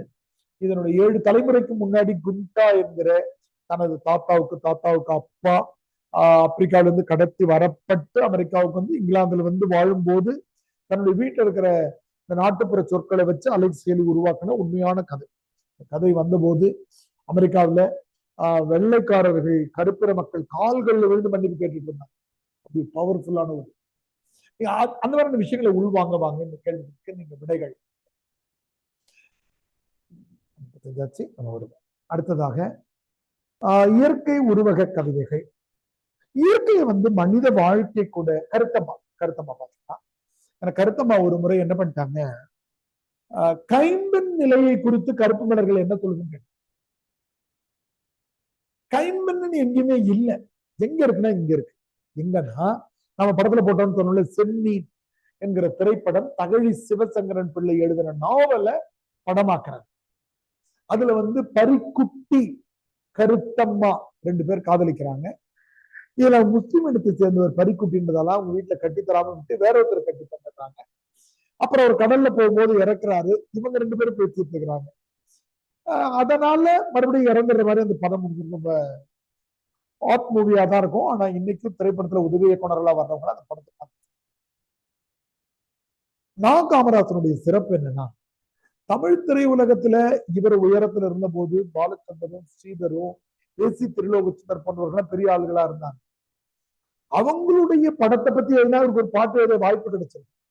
ஆனா இவர் கருத்தம்மாவை போய் எழுது. ஏன்னா அந்த அம்மா காதல் தோல்வி அடைஞ்சிருச்சு, சொர்க்கத்திலேயாவது சேர்ந்துதா இல்லையா அப்படின்னு எழுதியிருக்காரு. கருத்தம்மே கருத்தம்மே என் எழுதார் பாருங்க. கடல் நீரில் மூழ்கிவிட்ட செம்மீனே, உறுப்பெல்லாம் கவி சுமந்த ஊர்வலமே. அவருடைய எந்த உறுப்பை பார்த்தாலும் கவிதை வந்துருமா. மூக்கை பார்த்தாலும், துருவத்தை பார்த்தாலும், காதை பார்த்தாலும், உறுப்பெல்லாம் கவி சுமந்த ஊர்வலமே எழுது. கண்ணீரின் உச்சவனை, தகழி எனும் குயவனை, தகழி சிவசங்கரன் பிள்ளை, பிரம்மாவானி மாத்தின, உலகத்தில் சருகான உன்னுடைய காதல் மலர் மறுபடியும் சொர்க்கத்தில் மலரட்டும், சொப்பனத்தில் வசந்த ருது வளரட்டும். அட்லீஸ்ட் பரிக்குட்டியோட இங்கதான் சேர முடியல, சொர்க்கத்திலேயாவது போய் ஒண்ணு சேரு அப்படின்னு சொல்லக்கூடிய அந்த கவிதை தான் கைம்பெண்ணை பற்றிய கவிதை. அடுத்து இயற்கை உருவ கவிதைகள். இதுல இருக்கக்கூடிய ஒரு 8-9 கவிதையினுடைய வரிகளை மட்டும் நான் சொன்னேன், போல்ட் பண்ணிருக்கேன். இருந்தாலும் செம்மண், இது வந்து யூபிஎஸ்சி பிள்ளைகளுக்கு ஒரு பாடம் நடத்துறாரு. எழுதுறாரு பாருங்க. ஒரு செம்மண் பாதை வழியே தேநீர் அருந்த சென்ற போது உருவான மணக்கு. டீ குடிக்க போகும்போது கிராமத்துல செம்மண்ணை தாண்டி போறாரு அவருக்கு கவிதை எழுது. அப்படின்னா என்ன மாதிரி பேர் என்ன சொன்னீங்க? சுரேகா. அப்படின்னா என்ன மாதிரி? அதாவது நம்ம என்ன எடுத்துக்கலாம்? டீ குடிக்க போகும்போது அவரு கவிஞராகவே இருக்கிறார். நாம யூபிஎஸ்சி பிள்ளைகள் எப்படி இருக்கணும்? எப்பவும் யூபிஎஸ்சி ஆஸ்பிரண்டாவே இருக்கும். தினத்தந்தி பேப்பர் குடிச்சா கூட அதுல என்ன கவர்மெண்ட் விளம்பரம் வந்திருக்குன்னு பார்த்து ஒரு கடமை சார். தினத்தந்தி தாங்க கிடைச்சது, அதனால படிக்கல அப்படின்னு சொல்லுது. இன்னைக்கு இருக்கிற யூடியூப்ல வீடியோல கடைசியான பட்ஜெட்டை பத்தி எவ்வளவு வீடியோ கிடைக்கல. எல்லா நேரமும் அக்கா பொண்ணு கல்யாணத்துக்கு போயிட்டு இருந்தா கூட பஸ்ல போகும்போது ஆடியோ கேட்டு பாருங்க. நடந்து போறப்ப கூட கவிஞரா தான் இருக்காரு. அது என்ன பாருங்க முக்கியமான வரி, ரத்த ஓட்டம் உள்ள உயிர் மண். செம்மண் வந்து அனிமிக் கிடையாது, சோக பிடிச்சதுன்னு சொல்லுவாங்க. நமக்கு டாக்டர் எல்லாம் போனோம்னா உடம்பு சரியில்லைன்னா கண்ணை இப்படி எடுத்து பார்ப்பாங்க. சோகையா இருந்தா அதுக்கு ஹியூமோகுளோபின். ஹியூமோகுளோபின்லாம் படிக்கிற பிள்ளைகளுக்கு உங்களுக்கு எவ்வளவு இருக்கணும்? குறைஞ்சது 11 இருந்தா தான் தலை நிற்கும். பரவாயில்ல, ஆஃப்லைன்ல வந்திருக்கவங்க 11 மேல இருக்கும்னு நினைக்கிறேன். இன்னைக்கு நேரம் தலை நிற்கும். 11க்கு கீழே இருந்ததுன்னா தலை அடு தூக்கமா. எனக்கு எவ்வளவு இருக்கு நீங்க கேட்டீங்கன்னா, எங்க பசங்களே என்ன திப்பாங்க. எனக்கு 13.6 இருக்கு. 16 வரைக்கும் போறவங்க எல்லாம் 16 வரைக்கும் போறவங்க கூட படிச்சுட்டு இருப்பான். அவன் யாருன்னு கேட்டீங்கன்னா எதுக்கு நிக்க மாட்டான், இங்க நின்றுட்டே இருப்பான். சைக்கிள் எடுத்து பார்க் போயிட்டானுமா, அப்புறம் அங்க இருந்து நான் இதுல இருக்கேன், லைப்ரரியில இருக்கேன்மா, அப்புறம் அங்க இருக்க இங்க இருக்கானுமா, நிக்க மாட்டான். ஒரு ஹைப்பர் ஆக்டிவ் மாதிரி இருக்கும். அந்த மாதிரி நீங்க வந்து உங்களுடைய ஹீமோகுளோபின் அளவு அதிகமா பார்க்கணும். கேரட்டு, பீட்ரூட், மாதுளம்பழம், சுண்டல், கீரை இதெல்லாம் அதிகமா இருக்கு. வெள்ளை அரிசி. இந்த மண்ணை சொல்றாரு செம்மண் வந்து ரத்த ஓட்டம் உள்ள உயிர் மண். புல்லு 10 மார்க் கேள்வியில கேட்டிருக்காங்க. புல்ல எனக்கு ரொம்ப பிடிச்ச வரி, பால் தரும் கால்நடைகளின் பின்பண்ட பசுக்களுக்கான ஸ்நாக்ஸ். அது இப்ப நமக்கு எப்படிமா இருக்கு? கார்த்திக் ஜெமன்ஸ்ல ஐயா ஒரு போண்டா வாங்கி பரவாயில்ல, ஆளுக்கு பாதி வடை கூட. ஏன்னா 4 மணி 5 மணி ஆயிட்டாலே பிஸ்கட் டீ சாப்பிடணும், நம்ம அடிவே ஆயிடுச்சு நம்முடைய நாக்கு. பசுக்களுக்கும் ஸ்நாக்ஸ் தேவைப்படும் இல்ல, அதான் புல். குசேலரின் உணவு களஞ்சியம், இதுதான் தொன்மம். குசேலன் கண்ணனுடைய கிளாஸ்மேட் 27 பிள்ளைகள் அவருக்கு பிறந்தார். அந்த 27 பிள்ளைகள் யாருன்னா, நீங்க நட்சத்திர பலன் பார்க்க மாட்டீங்க. அந்த 27 நட்சத்திரங்களாம் நமக்கெல்லாம் வச்சுட்டு இருக்கிறாங்க இல்லையா. நீ நட்சத்திரத்துல பிறந்த, பரணியில பிறந்தா தரணி ஆளுன்னு, கேட்டையில பிறந்தா கோட்டை ஆளுன்னு நல்ல டிஎன்பி தான் படிச்சுட்டு நம்ம கிட்ட சொல்லுவாங்க. அந்த 27 நட்சத்திரங்கள் குசேலருடைய பிள்ளைகள். இப்ப புல்ல காய்ச்சி குடிச்சாரு அவரு. இதெல்லாம் பார்க்க கிட்ட அருகம்புல் ஜூஸ் குடிக்கிறானுங்கல்ல பணக்காரனுங்கெல்லாம். நடக்கிறது 150 கலோரி தான் செலவு செய்வான். ஆனா உள்ள எடுக்கிறது 350 கலோரி எடுத்துட்டு இழைக்கவே இல்லை. அருகம்புல் ஜூஸ் அப்பவே குடிச்சிருக்காரு தலைவர். யாரு? குசேலரின் உணவு களஞ்சியம். எப்ப புரியலையோ தலைப்பு கூட கோடு போட்டீங்கன்னா உங்களுக்கு புரிஞ்சு. ஓ, புல்ல தாண்டா அப்படி சொல்லுங்க. அடுத்து பாருங்க, நடைபாதை. நடைபாதை அவர் சொல்லிட்டாரு, ஏழைகள் உறங்கிட இயற்கையால் ஏற்படுத்தப்பட்ட புழுதிக்கட்டு. மேல இருக்கிற வரியை பார்ப்போம். வெயிற்கால நட்டுவனார். நட்டுவனார்னா யாருன்னா டான்ஸ் மாஸ்டர் பக்கத்தில் அடிப்போம். நீங்க வெயில் நேரத்துல கால்ல செருப்பு இல்லாம நடந்து போனீங்கன்னா நுனி கால்ல நடப்பீங்க, அப்புறம் அடிக்கால்ல நடப்பீங்க, அப்புறம் சைடு கால்ல நடப்பீங்க. டான்ஸ் சொல்லி தந்துருமா. அதுதான் நட்டுவனார். நட்டுவனார்னா நாட்டிய பயிற்சியாளர். சின்ன கவிதை தான். தளிர். தளிர்னா ஜூனியர் லீஃப், இளையனுடைய இளம் பருவம். அதை எழுதியிருக்காரு. இலை பிஞ்சு முதல் வரையிலே டிக்ளேர் பண்ண இலையினுடைய பிஞ்சு. கிளைகளின் பொய் சதங்கைன்னு சொல்றாரு. சதங்கைனா சப்தம் எழுப்போம், சப்தம் எழுப்பாமல் இருப்பதால இதை பொய் சதங்கை. இதே உமைய மலர்கள்லையும் பயன்படுத்தும். பக்கத்துல குறிச்சுக்கோங்க, ஒப்பிடுக மலர்கள்னு போட்டுக்கோங்க. சதங்கை. கடைசியா முடிச்சார் பாருங்க. இது ஒரு கேள்வி என்னன்னா, இயற்கையை பற்றி ஒரு கவிதை எழுதுறோம்னா இதை இலையோ பூவோ படிக்க போதான் மனிதர்கள்லாம் படிக்கணும். இப்ப நமக்கு ஒரு பாடத்தை சொல்றாரு. இந்த தளிர் என்பது என்னன்னா சருகின் முளை, முளையின் சரு. இந்த இலையா இருக்கிற ஒண்ணுதான், தளிரா இருக்கிற ஒண்ணுதான் இலையாகி காஞ்சி போய் சருகா கீழே விழப்போகுது. அந்த சருகு மறுபடியும் எருவா பயன்படுத்தி வேர்களுக்கு போய் மறுபடியும் இலையா வரப்போகுது. ஃபுட் சைக்கிள் சொல்றாங்க இல்லையா. இந்த வாழ்க்கையில இளமையா இருக்கிற யாரோ ஒருத்தன் முதுமையாவா, புதுமையா இருக்கிறவன் அடுத்த பிறவியில வருவான்ற நம்பிக்கைகளுக்கு அது ஒரு வாழ்க்கை தத்துவம். வாழ்க்கை சருகின் முளை, முளையின் சரு. புழுதி. புழுதியில ஒரு தொன்மம் பயன்படுத்துறாரு. குபேர அழுக்குன்றார். குபேரன் என்னன்னா, குபேரம் பொம்மை பார்த்திருப்பீங்க, பெரிய தொப்பை வச்சுக்கிட்டு வாங்கினாக்கா உங்க வீட்டுல காசு வந்துடும் விற்பாங்க. அப்படின்னா விற்கிறவர் 100 பொம்மை வச்சிருக்காருல்ல, அவர் பணக்காரர் ஆக மாட்டார். நம்ம அந்த மாதிரி லாஜிக்கா யோசிக்கணும். அது மாதிரி லாஜிக்கா நீங்க யோசிக்க ஆரம்பிச்சீங்கன்னாக்கா, தாழ்ந்த தமிழகத்துல சொன்ன மாதிரி இந்த ஈரோட்டு பெரியார் தான் உங்களை எல்லாம் கெடுத்தாரா அப்படின்னு ஒரு கேள்வி கேட்பார். கேள்வி கேட்பார்.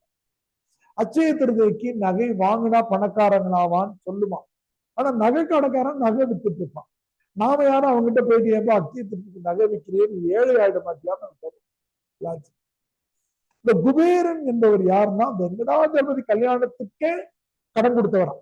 இன்னும் அந்த கடனை வெங்கடாஜபதி அடைக்கலன்னு கோயில்ல கதை விட்டுட்டு இருக்கு. அவ்வளவு பெரிய பணக்காரன். குபேரன் வேற, குசேலன் வேற. இந்த குபேரன் இந்த புழுதியும் இந்த சருகுகளும் சேர்ந்துக்கிட்டு ஒரு பணக்கார குப்பை மாதிரி மேட்டை உருவாக்கி குபேர அழுக்கு. ஏழை உழவனின் மேலாடை. என்ன கவிதைமா? புழுதி. நமக்கெல்லாம் வேலை போட்டுக்கிறதுக்கு டிஷர்ட்டு, ஃபுல் ஹேண்ட், ஆஃப் ஹேண்ட்லாம் இருக்கு. ஏழை உழவனுக்கு புழுதிதான் மேலாடை. அதான் ட்ரெஸ். அது ஒரு தனி வரி. நாடோடி மண்ணை. இந்த மண், இந்த புழுதி வாகா எல்லையில இருந்து கிளம்பி அடுத்த காத்தடிச்சுன்னா பாகிஸ்தான் போயிடும். ஒருவேளை சலீம் அலி பறவைகளை கவனிச்ச மாதிரி அந்த மண்ணுக்கு பெயிண்ட் அடிச்சு கவனிச்சோம்னா கொஞ்ச நாள் கழிச்சு அது உஸ்பெகிஸ்தானுக்கும் துர்க்மெனிஸ்தானுக்கும் போறதுக்கு கூட வாய்ப்பு இருக்கு.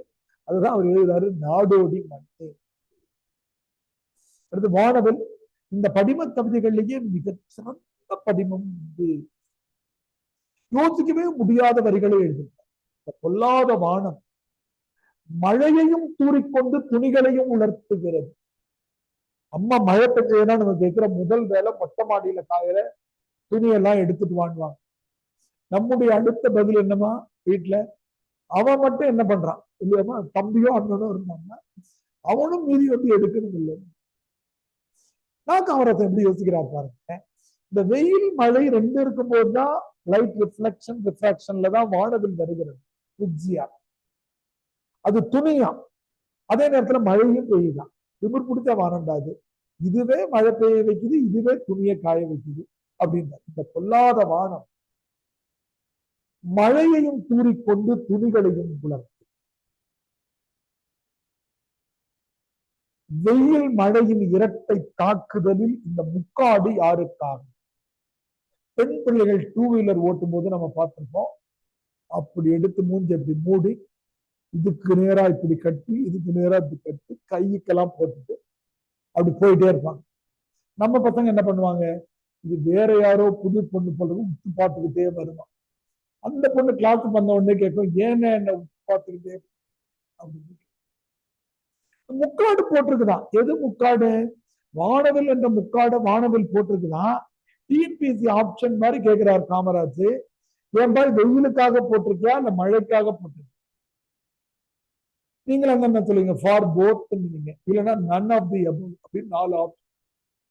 வெயில் மழை என்ற இரட்டை தாக்குதலில் இந்த சிந்தனை தான் நான் காமராசனை உயரத்துக்கு எடுத்துட்டு போறேன். அடிநாட்களில் வானம் பறவைகளுக்கு அமைத்த வரவேற்பு வளையம். நீங்க ஏதாவது கல்யாண வீடு நண்பர்களுடைய கல்யாண வீடுக்கு போனா இப்படி ஒரு ஆர்ச் வச்சிருப்பாங்க. குப்புசாமி ராஜலட்சுமி இல்லம் உங்களை வரவேற்கிறது. நான் காமராஜ் சொல்றாரு, காலையில இந்த குஞ்சு பறவைகளுக்கு இறை தேடி தாய் பறவைகள் போச்சு இல்ல, அதெல்லாம் உணவு எடுத்துக்கிட்டு திரும்புதான். வானவில் ஆர்ச்சி வச்சு உணவு எடுத்துக்கொண்டு திரும்பும் தாய் பறவைகளை வருக வருகன்னு வச்சிருக்கிற ஆர்ச்சா. அடி நாட்களில்னா சாயந்தர நேரத்தில் அடி நாட்களில் பறவைகளுக்கு வானம் அமைத்த வரவேற்பு வளையமா. கடைசியா முடிச்சாரு, சொர்க்கத்திலிருந்து தூக்கி எறியப்படுகிற துரும்பு கூட அழகாகத்தான். மனிதர்களுக்கு ஒரு பழக்கம் இருக்கு. இந்த ஃபர்ஸ்ட் ஃப்ளோர்ல இருந்தீங்கன்னா மோரை கொடுத்து குடிக்க சொன்னா நல்லா குடிச்சிருவீங்க. குடிச்சிட்டு கச்சைக்கு டபுக்குன்னு கீழே போட்டுருவீங்க. ஆமா, அந்த பக்கத்து வீடு இருக்குதா எவன் இருக்கான் கீழே போட்டோம். தேவர்களுக்கும் அதே பழக்கம் இருக்கான். சொர்க்கத்துல ஒரு துரும்பு இருந்துச்சா, அதை தூக்கி போட்டாங்களாம். அதுதான் வானவில். சொர்க்கத்திலிருந்து வீசி எறியப்படுகிற துரும்பு கூட அழகாக. அடுத்து கடல். கடல்ல 2 அழகான அங்கதம் வைக்கிறாங்க. கடல் சொல்லுது, பகல் நேரத்துல நான் ஒரு பூ சூடி இருக்கேன், சாயந்தரம் வந்து வாடி போச்சு தூக்கி போட்டேன். இரவுல ஒரு பூ சூடி இருக்கேன், காலில் வந்தோன்னா அது வாடி போச்சு தூக்கி போடுறேன். அது ரெண்டுத்துக்கு நீ என்ன திரும்ப பேரு சுத்திட்டு இருக்கிறீங்க? சூரிய சந்திரர்னு வச்சிருக்கேன். இது கிண்டல் பண்ண. என்னுடைய நீல கார்குடலில் ஏதோ சிறிது நேரம் நான் சூடி எறிந்த வாடர் பூக்களைத்தான் நீங்கள் சூரிய சந்திரர் என்கிறீர்கள். ஒரு அங்கதான் அது அப்படி சொல்லு. அடுத்த வாழ்க்கை தத்துவத்தை எப்படி சொல்லுது பாருங்க. நான் முறைகளை செலவு செய்து விட்டு முத்துக்களை சேர்த்து வைத்து. என்னுடைய பீச்சுக்கு வர்ற நீங்க என்ன நினைக்கிறீங்க? நம்ம லேவிஷ் நினைச்சீங்க, ரொம்ப ஊதாரி, அலையும் நுரையும் செலவு பண்ணிட்டே இருக்கிறேன்னு நினைக்கிறீங்க. கிடையாது, நான் முத்துக்களை சேகரித்து வைத்து வாழ்க்கைக்கு சொல்லுது. நீ கொஞ்சம் செலவு செய்யற மாதிரி காட்டிக்கிட்டாலும் பரவாயில்ல, அவசியமா சேமித்து வைன்னு வாழ்க்கை. அடுத்த வரி நான் அடிக்கடி மேடையில சொல்லிக்கிட்டே இருப்பேன், ரொம்ப பிடிச்ச வரி. முதல் 2 வரி எந்த கவிஞனும் சிந்திக்கலாம். கடல் சொல்லுது, நான் முத்துக்களின் பள்ளம், கப்பல்களின் சமவெளி. முத்துக்களுக்கு பள்ளத்துல இருக்கேன், கப்பல் போற மாதிரி ரோடா ஆயிட்டேன். ஆனால் நதிகளின் கல்லறைன்னு சொன்னார் பாருங்க. யாரும் யோசிச்சு நான் என்ன நினைச்சேன், இந்த வரைக்கும் நதி போய் கடல்ல கலக்குதுன்னு சொல்லிட்டோம். நதி போய் செத்து போயிடுறாங்க. கடல்ல போய் சேர்ந்ததுக்கு அப்புறம் இது கங்கை, இது பிரம்மபுத்திரா, இது காவிரி, தென்பெண்ணைன்னு பிரிக்க முடியுமா? நதிகள் இறந்து போய்விடுது, நதிகளின் கல்லறை. அடுத்தது வந்து கண். கண்ணும் அழகான கவிதை.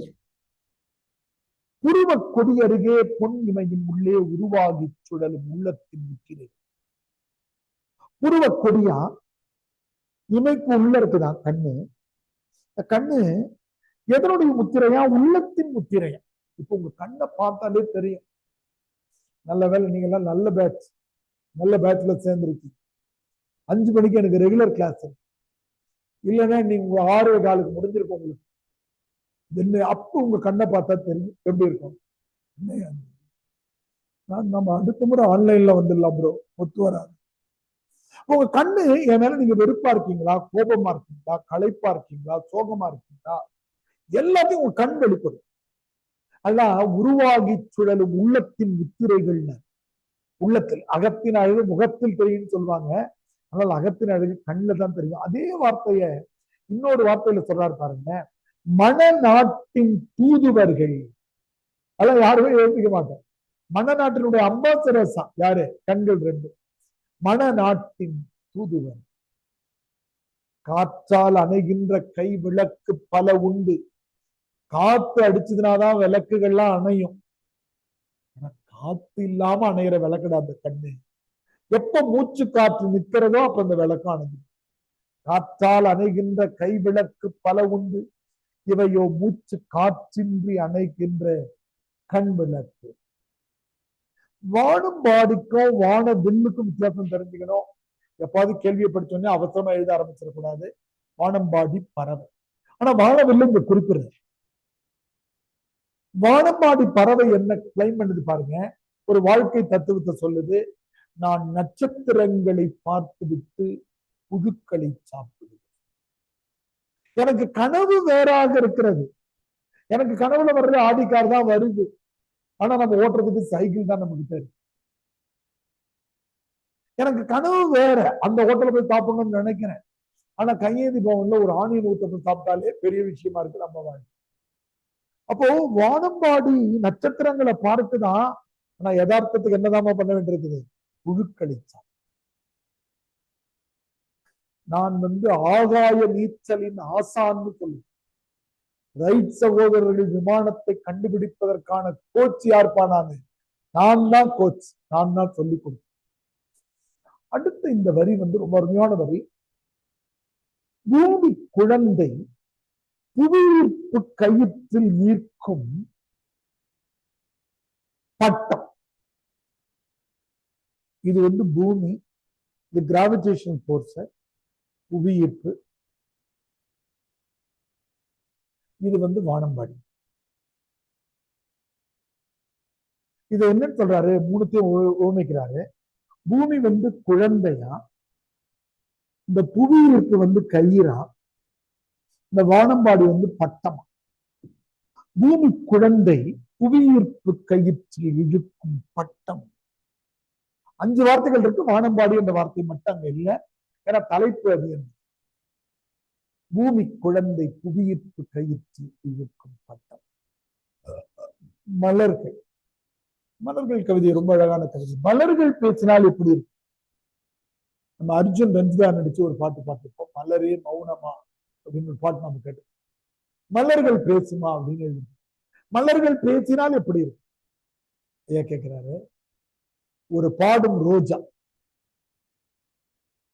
3 விதமான பூக்கள் அங்க உருவாக வாய்ப்பு இருக்கான். ஒண்ணு எந்த நேரமும் வாழ்க்கையை கொண்டாடுமா ரோஜா, பாடும் ரோஜா. ஒரு பிரார்த்திக்கும் அல்லி. ஏன்பா வம்பு, எதா இருந்தாலும் யாரு கடவுளே கொஞ்சம் பார்த்துக்கப்பா, கடவுளே வேண்டிட்டு இருக்கிற மலர் ஒண்ணு உருவாகும். இன்னொன்னு இருக்குது, எதுவா இருந்தாலும் புலம்புறது. முணுமுணுக்கும் தேன் மலர். நம்ம எதுவா இருந்தாலும் புலம்புவோம். கல்யாண வீட்லயே போய் சாப்பிட்டு வந்தா கூட 2 பேர் இருப்பான்.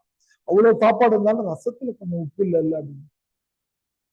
ஏதாவது இலக்கிய நிகழ்ச்சி நீங்க போனீங்கன்னா, நிகழ்ச்சியெல்லாம் முடிஞ்ச பிறகு எல்லாம் கரெக்டா போட்டுருந்தீங்க, சேர பச்சை கலர்ல போட்டுக்கலாம்.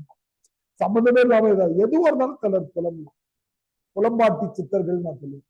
அவங்க பாருங்க, பாடும் ரோஜா, பிரார்த்திக்கும் அல்லி, முணுமுணுக்கும் தேன்மலர், எத்தனையோ அதிசயங்கள். சூரியனுக்காக நீங்கள் தயாரித்த தாக மாத்திரைகள் தான் பணித்துளி. எப்படி யோசிக்கிறார் பாருங்க. Water tablets. சூரியன் மேல போயிட்டு இருக்கு இல்லையா, அதுக்கு இதாகும், தாகமா இருக்கும்னு சொல்லிட்டு தண்ணி கொடுத்து விடுதான். அதான் பனித்துளியா. அது எவாபரேட் ஆகி சூரியனுக்கு போய் தண்ணி தாகத்தை தீர்த்து வைக்கிறான். வாட்டர் டேப்லெட் பத்தி யோசிக்கிறார். தாக மாத்திரை. சிலரை மகா கவிகள் ஆக்குகிற நீங்கள் சிலரை வியாபாரிகளாகவும் ஆக்கி விடுகிறீர்கள். பூவை பார்த்து கவிதை எழுதுறோன்னு இருக்கான்.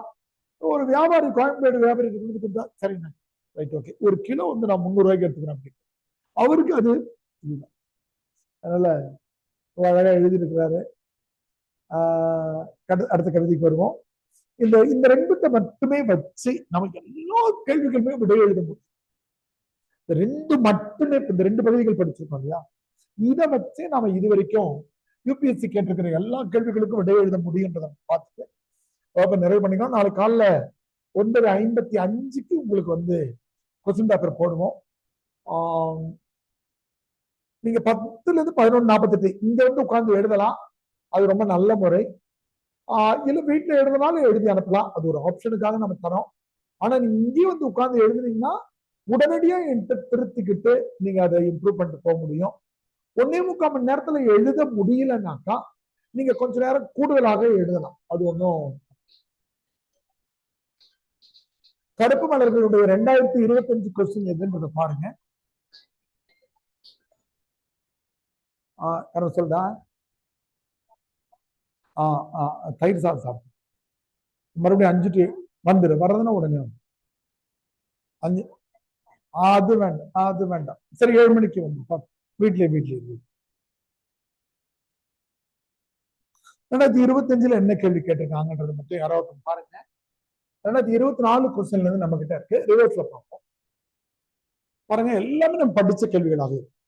அடித்தள மக்களின் குரல் கருப்பு மலர்களில் எவ்வாறு புலம்? 2024 10 மார்க் கேள்வி. முதல்ல இருக்கிறது 10 மார்க்.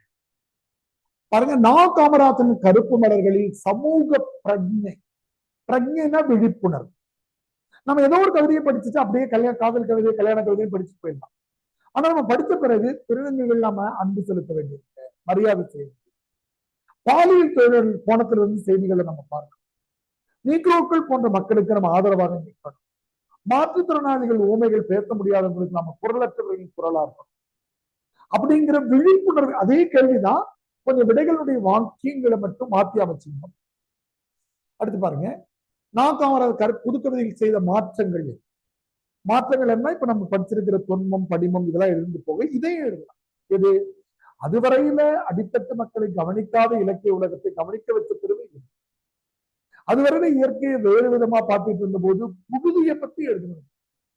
அதையும் நம்ம எழுதலாம். ஆனா பொதுவா இந்த கவிதைக்கான விடை வந்து தொன்மம், படிமம் சைட்ல குறிச்சோம் இல்லையா? கருப்பு மலர்கள் எனும் நூல் கைம்பெண்கள், ஏழைகள் போன்ற போட்டான். ஆகியன் போட்டுட்டா அது 2 பத்தி மட்டும் தான் எழுதணும். போன்றனா எக்ஸெட்ரான்னு அர்த்தம் 3 புள்ளி. அதனால விளிம்புநிலை மக்கள் எல்லாருமே எழுது. போன்றன் போட்டதால 10 மார்க் எழுது. அது மட்டும் இல்லாம 10 மார்க். அடுத்தது, முதியோர் நிலையை காமராசன் எவ்வாறு காட்டுகிறார்? 2 கேள்வி. முதியோர் நிலை என்பது இந்த கவிதை புத்தகத்தில் நேரடியாக இடம் பெறல, அதனால அதை குறிச்சுக்கோ. முதியோர் நிலை என்பது இந்த புத்தகத்துல எங்கெல்லாம் இருக்குன்னா, பிச்சைக்காரன், நிலாச்சோறுன்னு இருக்கு இல்லையா? ஏன்னா பொது சமூகம் ஒரு இளைஞன் பிச்சை எடுத்தாக்கா என்ன சொல்லணும்னாக்கா, உன் கை கால் நல்லா தானே இருக்கு, நீ ஏன் பிச்சை எடுக்கிறான்னு இல்லையா? அப்ப பிச்சைக்காரன் என்பவன் ஏதோ விதத்துல முதியவன். அடுத்து முதுமை இந்த கவிதையில எங்கெல்லாம் பயன்படுத்தினா, கருப்பு மலர்கள் கவிதையில என் தலை மீதில் நரை நூல்கள் எழுதினார். தன்னுடைய முதுமையே எழுதியிருக்கார், என்னுடைய தலை மீதில் நரை. 3வது கடல் கவிதையில கடல் என்ன கிளைம் பண்ணுனா, பூமி எங்க அண்ணன், அதுக்கு வயசாயிடுச்சு, முடி மண்ணெல்லாம் வெள்ளையா இருக்கு. கடல் கவிதையில பூமியை வந்து வயதானதுன்னு சொல்லு. என்னுடன் பிறந்த பூமிக்கு நரைத்து வெளுத்திருந்தாலும் இன்னும் நான் நீல கார்குழலோடு இருக்கு. அடுத்து மரணத்தை பற்றி சிந்திக்கிறேன் என்ற கவிதையை நம்ம படிக்கல, நான் அடுத்த வாரத்துல படிப்போம். மரணத்தை பற்றி அடுத்த வாரத்துல மறுபடியும் கருப்பாளர்களை பத்தி 1/2 மணி நேரம் 3/4 மணி நேரம். இதுல உங்களுக்கு என்ன பண்ணுவாங்கன்னா, டெஸ்ட் பேட்ச்ல இன்னைக்கு ஒரு வீடியோ போட்டு, கருப்பு மலர்கள் ரெகுலர் பேட்ச்ல இந்த கேள்விகளுக்கெல்லாம் நான் கொஞ்சம் மெதுவா விடை சொல்லியிருக்கேன், 2-3 நிமிஷம். அந்த வீடியோ இன்னைக்கு இந்த வீடியோ கூட அதுவும் அக்சஸ் கிடைக்கும். ரெகுலர் பேட்சனுடைய கடைசி வீடியோ எப்பவுமே. அதனால அடுத்து பாருங்க, காகித பூக்கள் முதல் கவிதை, திருநங்கைகளை பற்றிய கவிதை. 2 15 மார்க் கேள்வி கேட்டிருக்காங்க, 2 15 2020. அடுத்து பாருங்க, கருப்பு மலர்கள் தமிழ் கவிதை உலகின் திருப்புமுனை. திருப்புமுனை என்பதை டிரான்ஸ்லேட் பண்ணும்போது டர்னிங் பாயிண்ட் டிரான்ஸ்லேட் பண்ணுவோம். ஆனா இந்த இடத்துல பொருள் இடத்துல டிரான்ஸ்லேட் பண்ணணும்னா ட்ரெண்ட் செட்டர். திருப்பு முனைன்னு போட்டிருந்தா கூட ட்ரெண்ட் செட்டர் தான். இது வந்து புதிய அடித்தட்டு மக்களை, விளிம்பு நிலை மக்களை, புறக்கணிக்கப்பட்டவர்களை, இயற்கையை எல்லாத்தையும் புதிய போனதுல ட்ரெண்ட் செட். இயற்கை இப்ப படிச்சோம் இல்லையா, நான் முத்துக்களை சேகரிக்கிறேன், வாழ்க்கையோடு தொடர்பு படுத்து அந்த விஷயம். இயற்கை உருவக கவிதைகள் மனிதன். காகித பூக்கள் மறுபடியும் பாருங்க, அடுத்தடுத்த வருஷங்களை கேட்டிருக்காங்க. யூபிஎஸ்ல நம்ம அப்படி ஏமாறக்கூடாது. கருப்பு மலர்கள் பாருங்க, 2019 காகித பூக்கள் கவிதையின் நயங்களை விவரி, 2020 காகித பூக்களாக காமராஜர். சில நேரத்துல டிஎன்பி நம்ம ஸ்கூல்ல எல்லாம் படிக்கும்போது போன வருஷம் கம்பராமாயணம் கேட்டாங்க, இந்த வருஷம் வராதுன்னா அது வராது ஸ்கூல்ல. இந்த அடுத்த வருஷம் அதே கேள்வியை எடுத்து மாறாம யூபிஎஸ்சி தமிழ்ல பலமுறை போட்டு. அடுத்து பாத்தீங்கன்னாக்கா, மது பழக்கம் குறித்து, அதாவது இந்த புத்தகத்தை படிங்கன்னா குடிகாரங்க. அடுத்து பாருங்க, கவிதை புனையும் திறன் கருப்பு மலர்கள். கவிதை வழி புலப்படுத்துங்கன்னா அந்த ஒரு கவிதையில நிக்கணும். இப்படி போட்டிருந்தாங்கன்னா புத்தகம் முழுசு இருக்கு. தொன்மம், படிமம், உருவகம். வானவில் கவிதை 20 மார்க்ல கேட்டிருக்காங்க. அந்த அளவுக்கு அதுல எக்கச்சக்கமான ஒரு 14 பாயிண்ட் 15 பாயிண்ட். அடுத்தது நீதிமன்றத்தையே விசாரணைக்கு உட்படுத்தும் 2 எளிய மனிதர், பிச்சைக்காரி, குடிகாரன் தகுதிப்படி சொல்லியா. ரீஹாபிலிட்டேஷன், மறுவாழ்வுக்கு வாய்ப்பு தராமல் இருக்கிற இந்த பொது சமூகத்தின் மீது வைக்கப்படுகிறது. பாருங்க, இந்த வரியை போட்டே கேட்பாங்கன்னு சொன்னோம் இல்லையா. இருட்டினுடைய ஆத்மாவா எரிகரியின் சொப்பனமாய். கருப்பின மக்களுடைய வரலாற்று செய்திகளை கொஞ்சம் தெரிஞ்சுக்கிறது. இது நீங்க பெரிய கேள்வியை கேட்டாங்கன்னா தொடர்புபடுத்தி எழுது. அது அடுத்தது கருப்பு மலர்கள் மறுபடியும் சமுதாய விழிப்புணர்வு. அதே விளிம்பு நிலை பாருங்க. இந்த விளிம்பு நிலை மக்களுக்கு இன்னொரு வார்த்தை சமுதாய புறக்கணிப்பாளர், வல்லரபிள் செக்ஷன் சொன்னது. தமிழ் கவிதை உலகின் திருப்பும். அதுவரையில எல்லாரும் காதல் கவிதையை எழுதிட்டு இருந்த போது அடித்தட்டு மக்களையும் இயற்கையையும் வாழ்க்கையோடு தான். அடுத்து கருப்பு மலர்கள் வாழ்வியல் விமர்சனமாக இருக்கு இல்லையா. நாம இதுவரையில திருநங்கைகளையும் பாலியல் தொழிலாளிகளையும் நீக்கிறவங்களையும் கவனிக்காமலே இருக்கிற போது நமக்கு அது ஒரு விமர்சனத்தை. அடுத்து பாத்தீங்கன்னா கருப்பு மலர்கள் குறியீடும் படிமமும் செழுமிய படைப்பு. படிமம்னா இப்பதான் நான் உங்களுக்கு சொன்ன ஓவியங்களாக ஒண்ணு படிக்கும்போது காட்சி புரியும் இல்லையா. ஒரு வரவேற்பு வளையம்னு சொன்னாலோ, வானவில்லையோ வானம்பாடியோ சொன்ன எதெல்லாம் ஓவியங்களாக தெரிகிறதோ அது. குறியீடு என்பது நிலா, பௌர்ணமி, அமாவாசை, இந்த மாதிரி சொல்லுங்க எழுதுங்க. இல்ல அடுத்து ஊமை பத்தி கேட்டிருக்கிறாங்க. அடுத்து கருப்பு மலர்கள் ஆகாமல் சமகால சமுதாய சித்தரி, கான்டெம்பரரி சொசைட்டி. மீண்டும் அதே விளிம்பு நிலை. அடுத்து மறுபடியும் வானவில் கவிதை கேட்டிருக்காங்க. கருப்பு மலர்கள் கவிதைகள் காணப்படும். இது அந்த கேள்வி கடைசியா படிக்கிறேன். இங்கதான் இந்த கடைசியான கேள்வி என்ன கேட்டிருக்காங்கன்னா, கருப்பு மலர்கள் கவிதை இந்த புனைவியல் தன்மை, புனைவியல்னா கற்பனைன்னு புனைதல். இந்த கற்பனை கவிதை ஆற்றலை மிகுவிக்கின்றனவா, நீர்த்து போக செய்கின்றனவா, டைலூட் ஆகுதா, உங்களுக்கு பிடிச்சிருக்கான்னு கேட்க. விடை மிகுவிக்கின்றனதான். ஏன்னா நமக்கு அதெல்லாம் யோசிக்க முடியாத மாதிரி இருக்கு. வானம்பாடிய ஆகாய நீச்சலின் ஆசான்னு போது நம்ம வியப்படும். நதிகளின் கல்லறைன்னு கடலை சொல்லுமா நம்ம வியப்படும். பறவைகளுக்கு வைத்த வரவேற்பு வளையும். அப்போ அது மிகுவிக்கின்றன. கற்பனை புனைவியல் கவிதையை ரசிக்க வைக்கிறது. ஓ, இப்படி கூட சொல்லலாம். அதனால இந்த 2 பகுதியிலே புத்தகம் முடிஞ்சிருக்கு. பொது உடைமை கவிதைகளையும் பிற முக்கிய கவிதைகளையும் படிச்சீங்கன்னா சில முன்னுரை முடிவுரைக்கு பயன்படும். அது அடுத்த வியாழக்கிழமை நம்ம டெஸ்ட் இந்த கேள்விக்கான டிஸ்கஸ் பண்ணுவோம். அதனால உங்களுக்கு நாளைக்கு காலையில் 9:55 கேள்வி போட்டுருவோம். மற்ற விஷயங்கள் நீங்க அட்மின்ட்ட கேட்டு தெரிஞ்சுக்கோங்க. வாழ்த்துக்கள்மா, தொடர்ந்து எழுதுங்க. ஒண்ணுக்கு 20 பக்கம், இந்த 30 டெஸ்ட்க்கு 600 பக்கம் டெஸ்ட் எழுதிட்டீங்கன்னா தமிழ் ஆப்ஷன் பயப்பட வேண்டிய அவசியம். வாழ்த்துக்கள் பாப்பா. சின்னம்மா ஒரு நிமிஷம் வாடா.